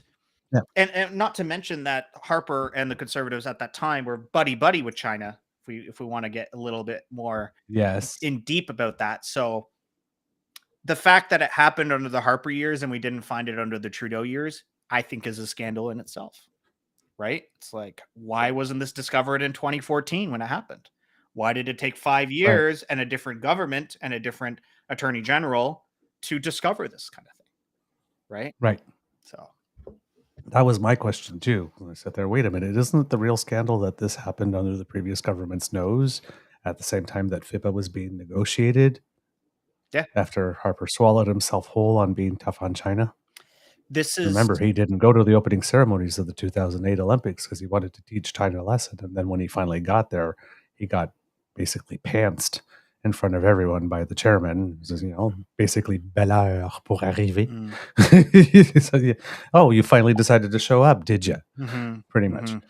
Because, and then all of a sudden, we're entering FIPA and we're selling, you know, gas companies to China. There is a theory that I live with in life, and I like to say, where there's smoke, there's fire. And whenever I see Pierre stand in front of a camera and repeat straight up lies about whatever's going on in the world or in Canada, and you know, time and time again, it's a deflection away from what is actually going on, like this fake scandal. And then, of course, we had, you know, all these things come out the day before, with the ArriveCan contract going to a Conservative, and you know, pharmacare, which was 85% approval rating in Canada for pharmacare, by the way. Very popular bill. Very popular among Conservatives. People want this, right? And, you know, it's a deflection away. And I said this in a video. If the Conservatives had nothing to worry about, like we just watched a by-election, 30 points, right? If they were cruising their way into a majority, why would they be making up all these scandals? Why would they be making all these controversies? Right? Yeah, you'd save that for the election. Save it for the election. Yes, you needed it. Or just not even do it. Just say coast. Like I use this. I use this with The UK. I use the UK as an example. Flip situation. Conservatives there, extremely unpopular. Labour is slated to win in a super majority landslide next election. By-elections are happening, and Labour is flipping Conservative safe seats. Right? There is a clear indication that the Conservatives are in shambles. And what are the Labour Party doing? Nothing. They're sitting there. They're coasting. They're like, we know we're going to win, right? We're just going to address things as they come up, and we're just going to wait. We're asking for an election to be called, which they're not going to do, but they're asking for an election to be called, and that's that. The Conservatives are doing leadership party reviews. So that's a situation where there's a clear divide about where the country's direction is going. But in Canada, you wouldn't know the Conservative Party is leading by 20 points because they're campaigning every day. Right. That's kind of my thought on this. It's like, why are you so heavily campaigning? So are you thinking that there might be something in their internal polling numbers that are indicating that they're not as solid as that we really are in a kicking the tires phase, and that Pierre is just a placeholder? On both sides, on the Liberal side too. Why would Justin Trudeau visit a by-election that he was slated to lose by 30 points, which they ended up losing by 30 points? But I think that's because of turnout, not because of actual popularity. Why would the Prime Minister of the country go to a Conservative safe seat to try to flip it? Why did he pay that visit? Why are the housing minister not only announcing all these housing initiatives, but also doing campaign stops and stopping in these key ridings to try to talk to voters? Why is Pierre hosting rally after rally after rally after rally to try to convince voters to vote Conservative when there's not even an election? This is what I mean. When there's smoke, there's fire, right? And public polls are one thing, but polling 1,000 people from coast to coast, asking them how they're going to vote, I don't think that's an indication. But if you poll 10,000 people in the GTA, and you're going to get a better picture about what the 905 is looking like. And I think both the Conservatives and the Liberals have done that. And there's data to show that they're not winning the 905. There's data to show that the Conservatives are not going to win Quebec. And I would be terrified as a Conservative at that if I saw those numbers, because you need both. Right. You need both. Right. So. Right. Okay. Speaking of the Arrive can, because on that day we found out, as they're trying to make a big deal about that, because their argument that it was only supposed to cost about $60,000 or $80,000 turns out not to be true, because the CBSA had their projections with everything else that was needed other than just developing the platform. And turns out that they were saying about $55 million the entire time, and it came in just $1 million over budget, and then there was an extra $5.8 million for something that nobody had predicted that was needed. And during a pandemic, we found out during a pandemic, exactly. And then we found out that one of the contractors, because basically the Conservatives' big line is this: 2 people working in their basement or their garage, whatnot, who don't even do any programming, got the contract, and which is not rare. Sometimes a company gets the contract to manage the whole process, and then they go out and hire subcontractors to get it done. And the reporting started focusing on this one person. I believe his name is David Yo, who turns out was an employee of D&D on the civilian side, and he owned a company called Dalian Enterprise, which received a contract for $7.9 million to do work on the Arrive can. Well, today in the news, according to the CBC, that company, Dalian Enterprises, has received more than $200 million in government contracts since 2015. Now, I don't know why they didn't go back earlier than 2015. I know why. To see if there was any. I mean, this is CBC. To see if how long the history. They just started the clock at 2015. The documents were filed in. That's why. I just found out. The documents were filed in response to an order paper question from Conservative MP Dan Moyes. They list contracts awarded to Dalian from each government department between November 2015 and November 2023. So, basically, a Conservative MP made a request starting only from the time that the Liberals. That, to me, is a red flag. It gets deeper than right that. There. It gets deeper than that. Yes, because when you start, again, one of these things that I keep on saying on the show is that it's very interesting to spin something when you get to decide when history begins. Yeah. So as they set the clock back to 2015, oh my God, it's scandalous. This guy didn't only receive $7.9 million in contracts from the Liberals, they received $200 million from the Liberals. Okay, now let's see if Dalian Enterprises existed in 2006. They did under a And how different much it name. got from 2006 to 2015 under a different name, which was what Jennifer O'Connell and the MP was trying to table some papers in the government when they were called Cordell, Something like that. I think it was Yeah. before. They something did like a that. corporate name change in 2014. Yeah, and they were asking for unanimous consent for her to. She needed unanimous consent from the House at the time to be able to table those documents that showed that the Conservatives had contracted with that company, and well, there were a few Conservatives in the House at the time that said no, so therefore that consent was not granted. But yes, please tell us about the pre-2015 days, if you would, good sir. So this company changed their name in 2014 to the name we now know. They existed a long time before that, and they received contracts from the Conservative government at the time, specifically for transportation infrastructure, IT transportation infrastructure, under the Ministry of Transportation, Minister of Transportation at that time, who was Pierre Poilievre. So it's like. So oh, this is classic. when you go back, when you just dig a little bit, and Matthew Green, the fantastic NDP member of Parliament, did this digging where he went back, looked at the corporate name change, then looked at all the government contracts prior under that old name, because this is all public information. You can look this up on the internet, right? And he got, it was only about a couple million, but still $2 million is $2 million, right? To build some sort of transportation IT infrastructure back in around the Pierre Poilievre transportation minister era.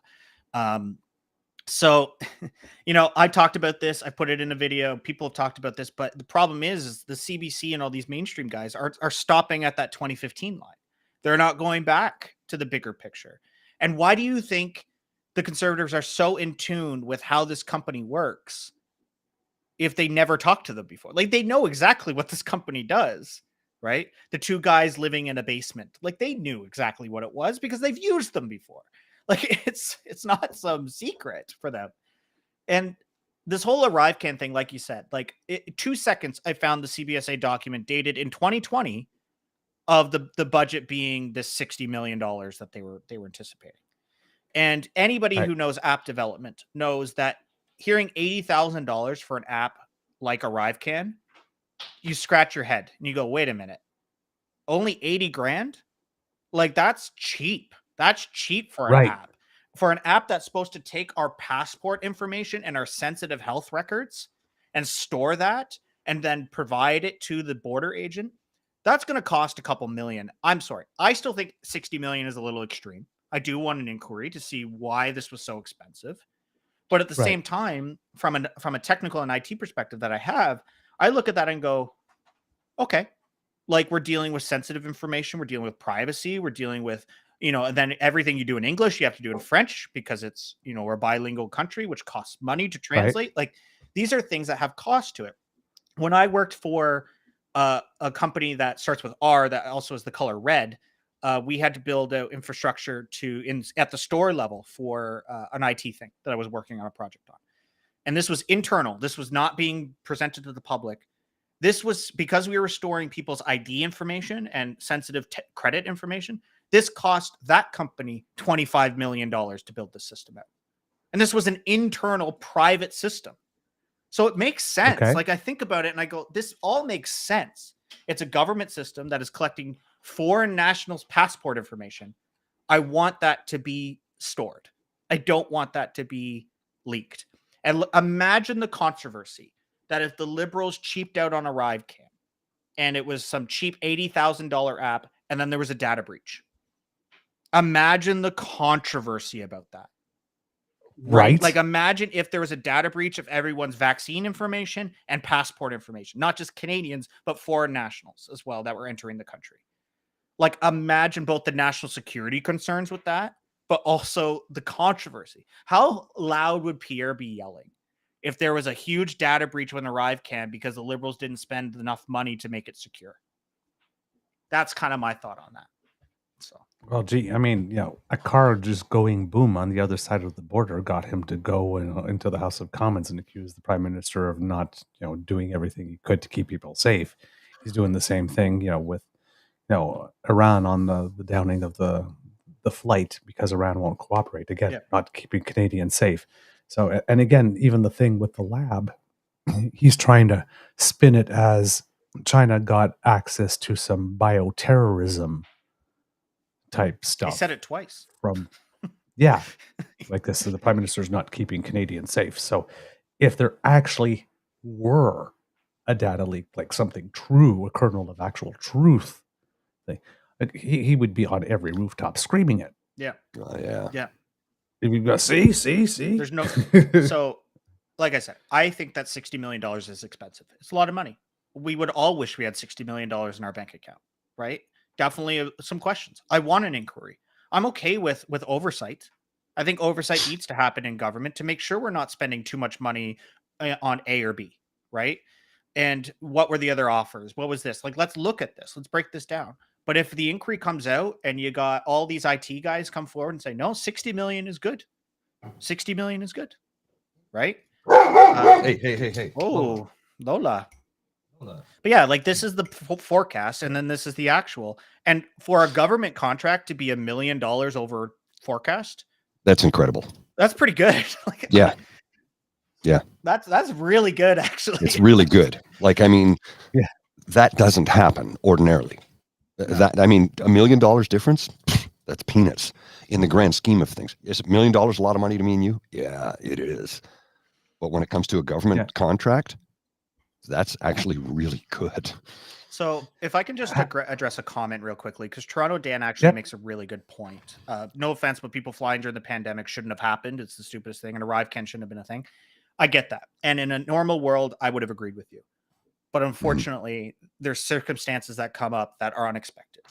I unfortunately lost my grandfather during the pandemic, not because of COVID, separate issue, but he passed away.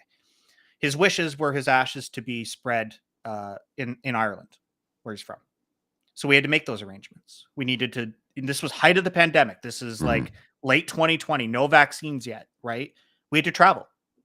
We had to travel not only during a pandemic, but with human remains, which is incredibly complicated to do, I must add. Yeah. It was a lot of paperwork. It was a lot of stress, but we were able to rest my grandfather where he wanted to be rested. And when we returned to Canada on an empty flight, I was on a wide body plane with 6 of us on this flight flying across the ocean.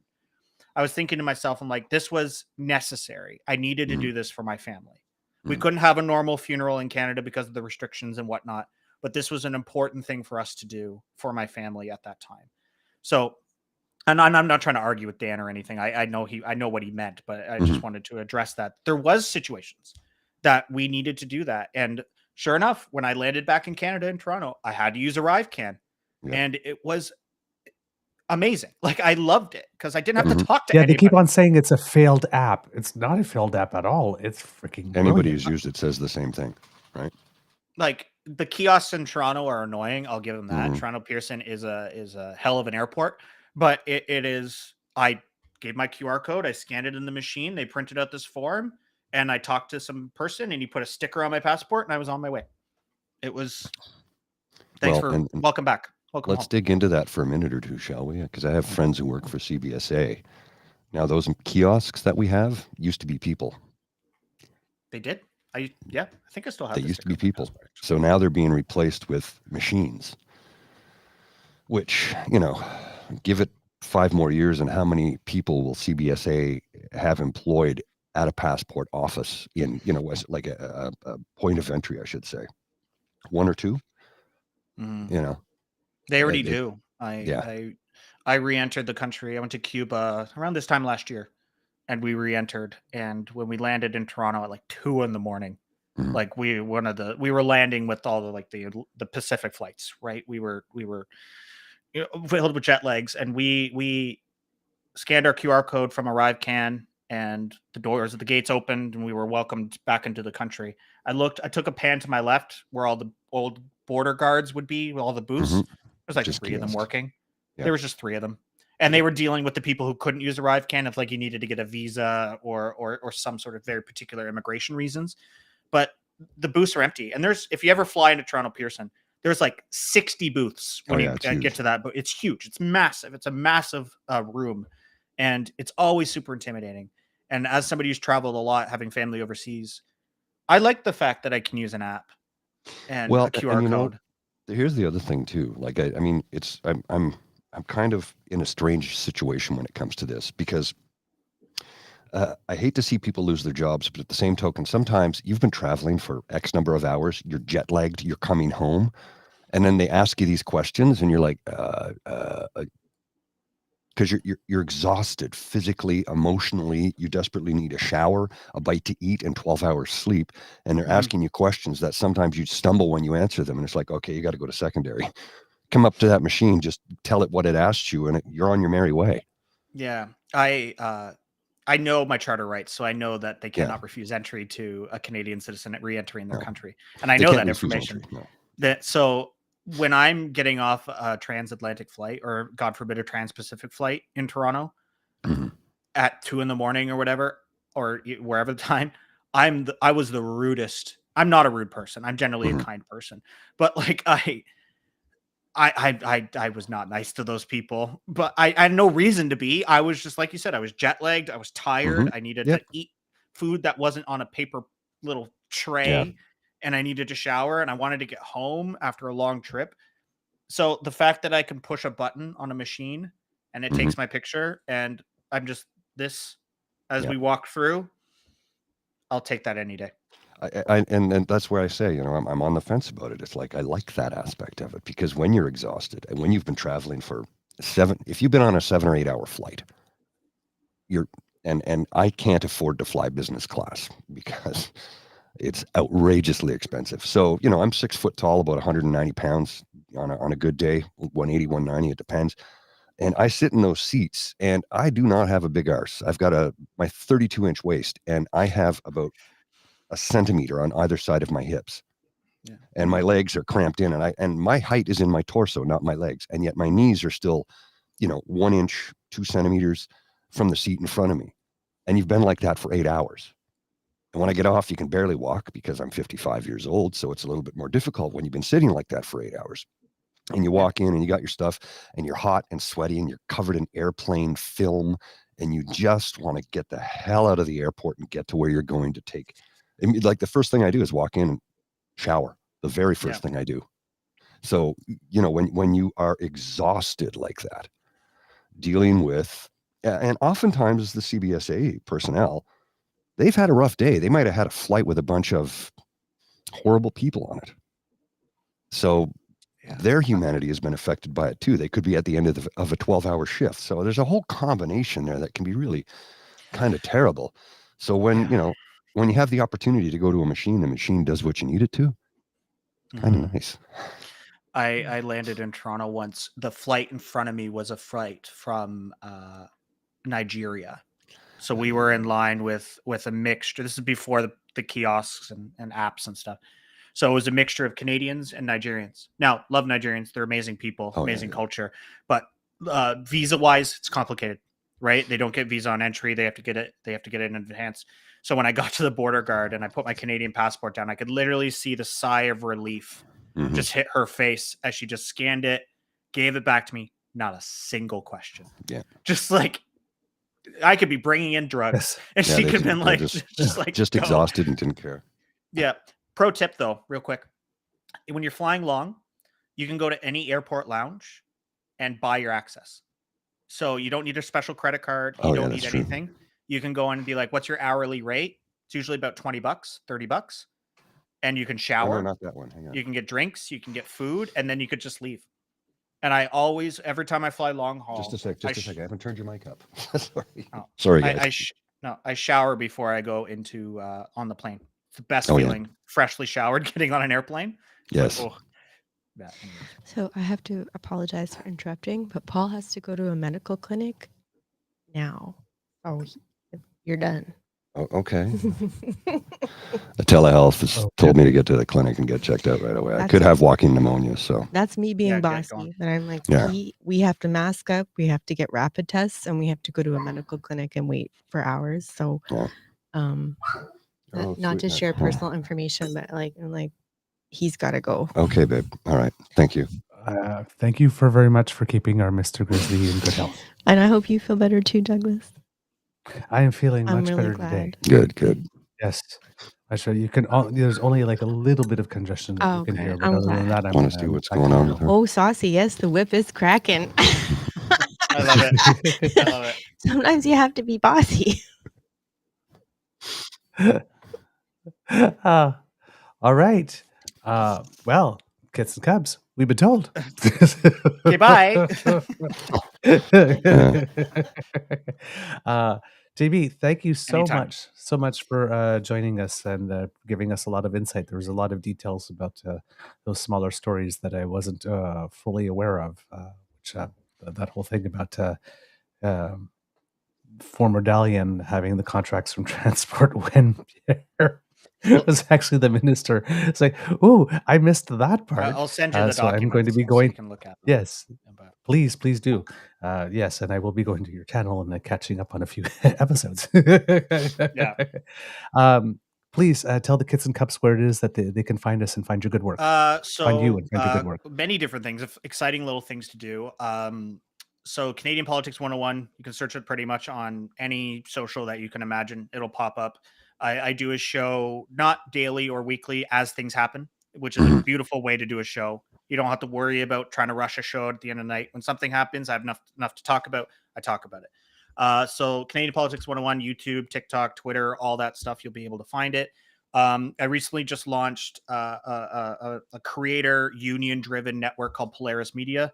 So we are actually growing and building out a media network with people, and it's going to be entirely union-based, creator-based. So when we all make money, everybody makes the same. So we're growing. We have a bunch of creators that are joining on in the next few weeks. So that's super exciting.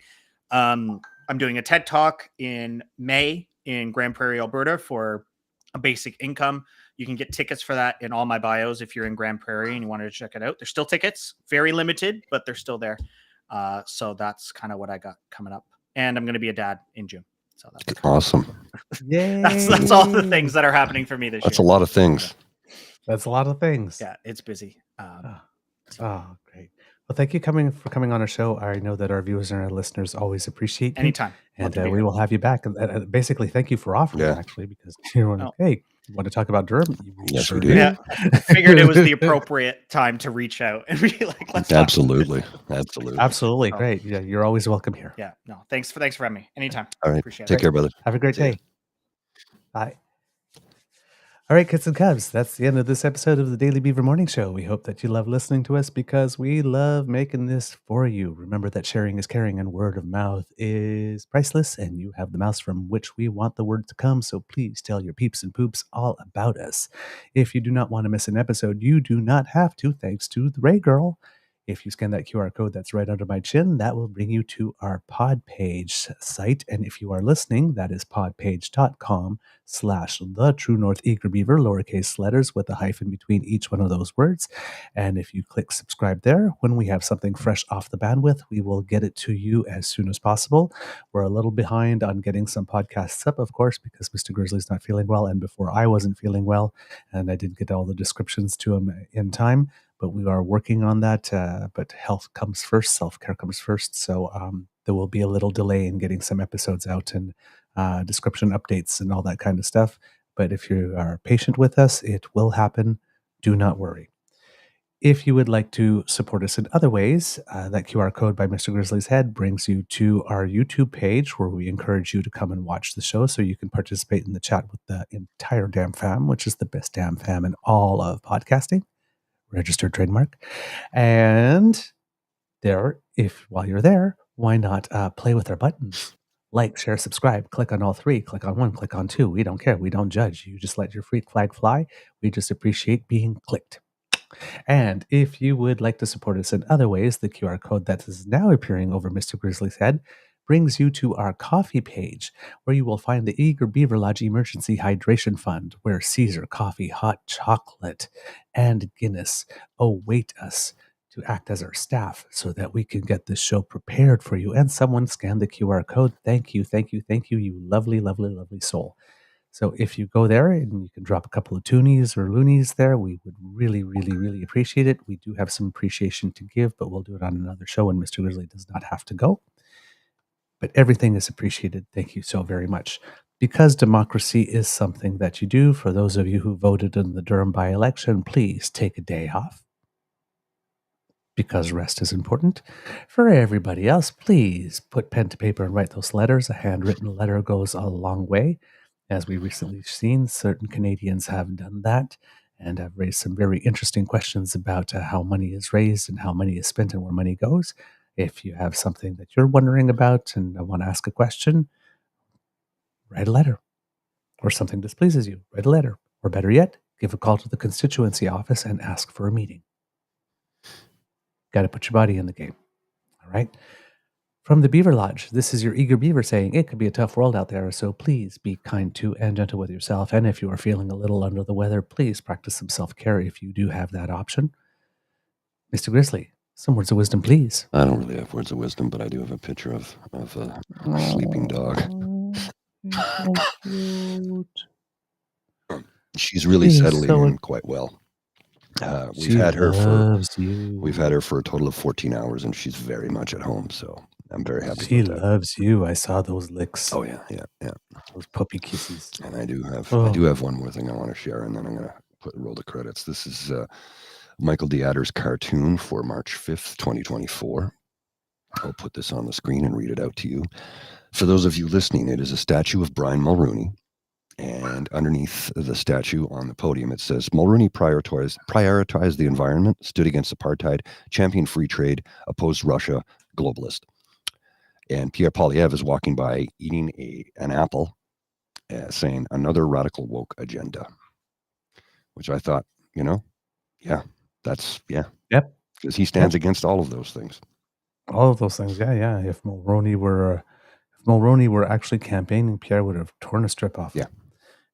So before I tell you to cue the rooster, kids and cubs, if you are not watching The Briar this year, you are missing out. You really should be watching. The matches are not going as expected. There are tons of upset. The team from the Northwest Territories is got 4 victories and 1 loss. People keep on asking, why do we have the Territories? This is why. PEI is doing well as well. Team Canada lost an interesting match. Kevin Cooey, who is won it 4 times, is not performing as well as expected. There's a lot of interesting matches. So and the team from Northern Ontario as well is doing very well. So if you've never watched curling before, this is a good time to get into it, because something very interesting is happening on the national scene. All right, Mr. Grizzly, please cue the rooster. You are listening to a True North Eager Beaver Media Incorporated podcast. The True North Eager Beaver podcasts are proudly brought to you by our founding sponsors, the Misfit Mysteries from Corvid Moon Publishing, your source for science fiction, fantasy, and cozy mysteries featuring a broad diversity of characters, CanadianTarot.com, their uniquely Canadian online eclectic tarot community, and the Peppermaster, hot pepper sauces made from farm-fresh ingredients to thrill your taste buds and expand your mind.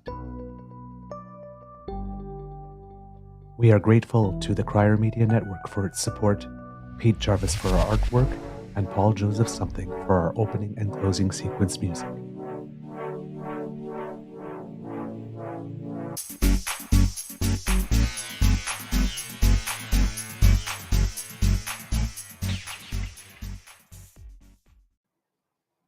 I'm just no Easter egg, just sending you off with wishes for good health. I hope that they find what something is wrong and are able to get you on the course to some treatment to get you better, my friend. Thank you very much. Big hugs.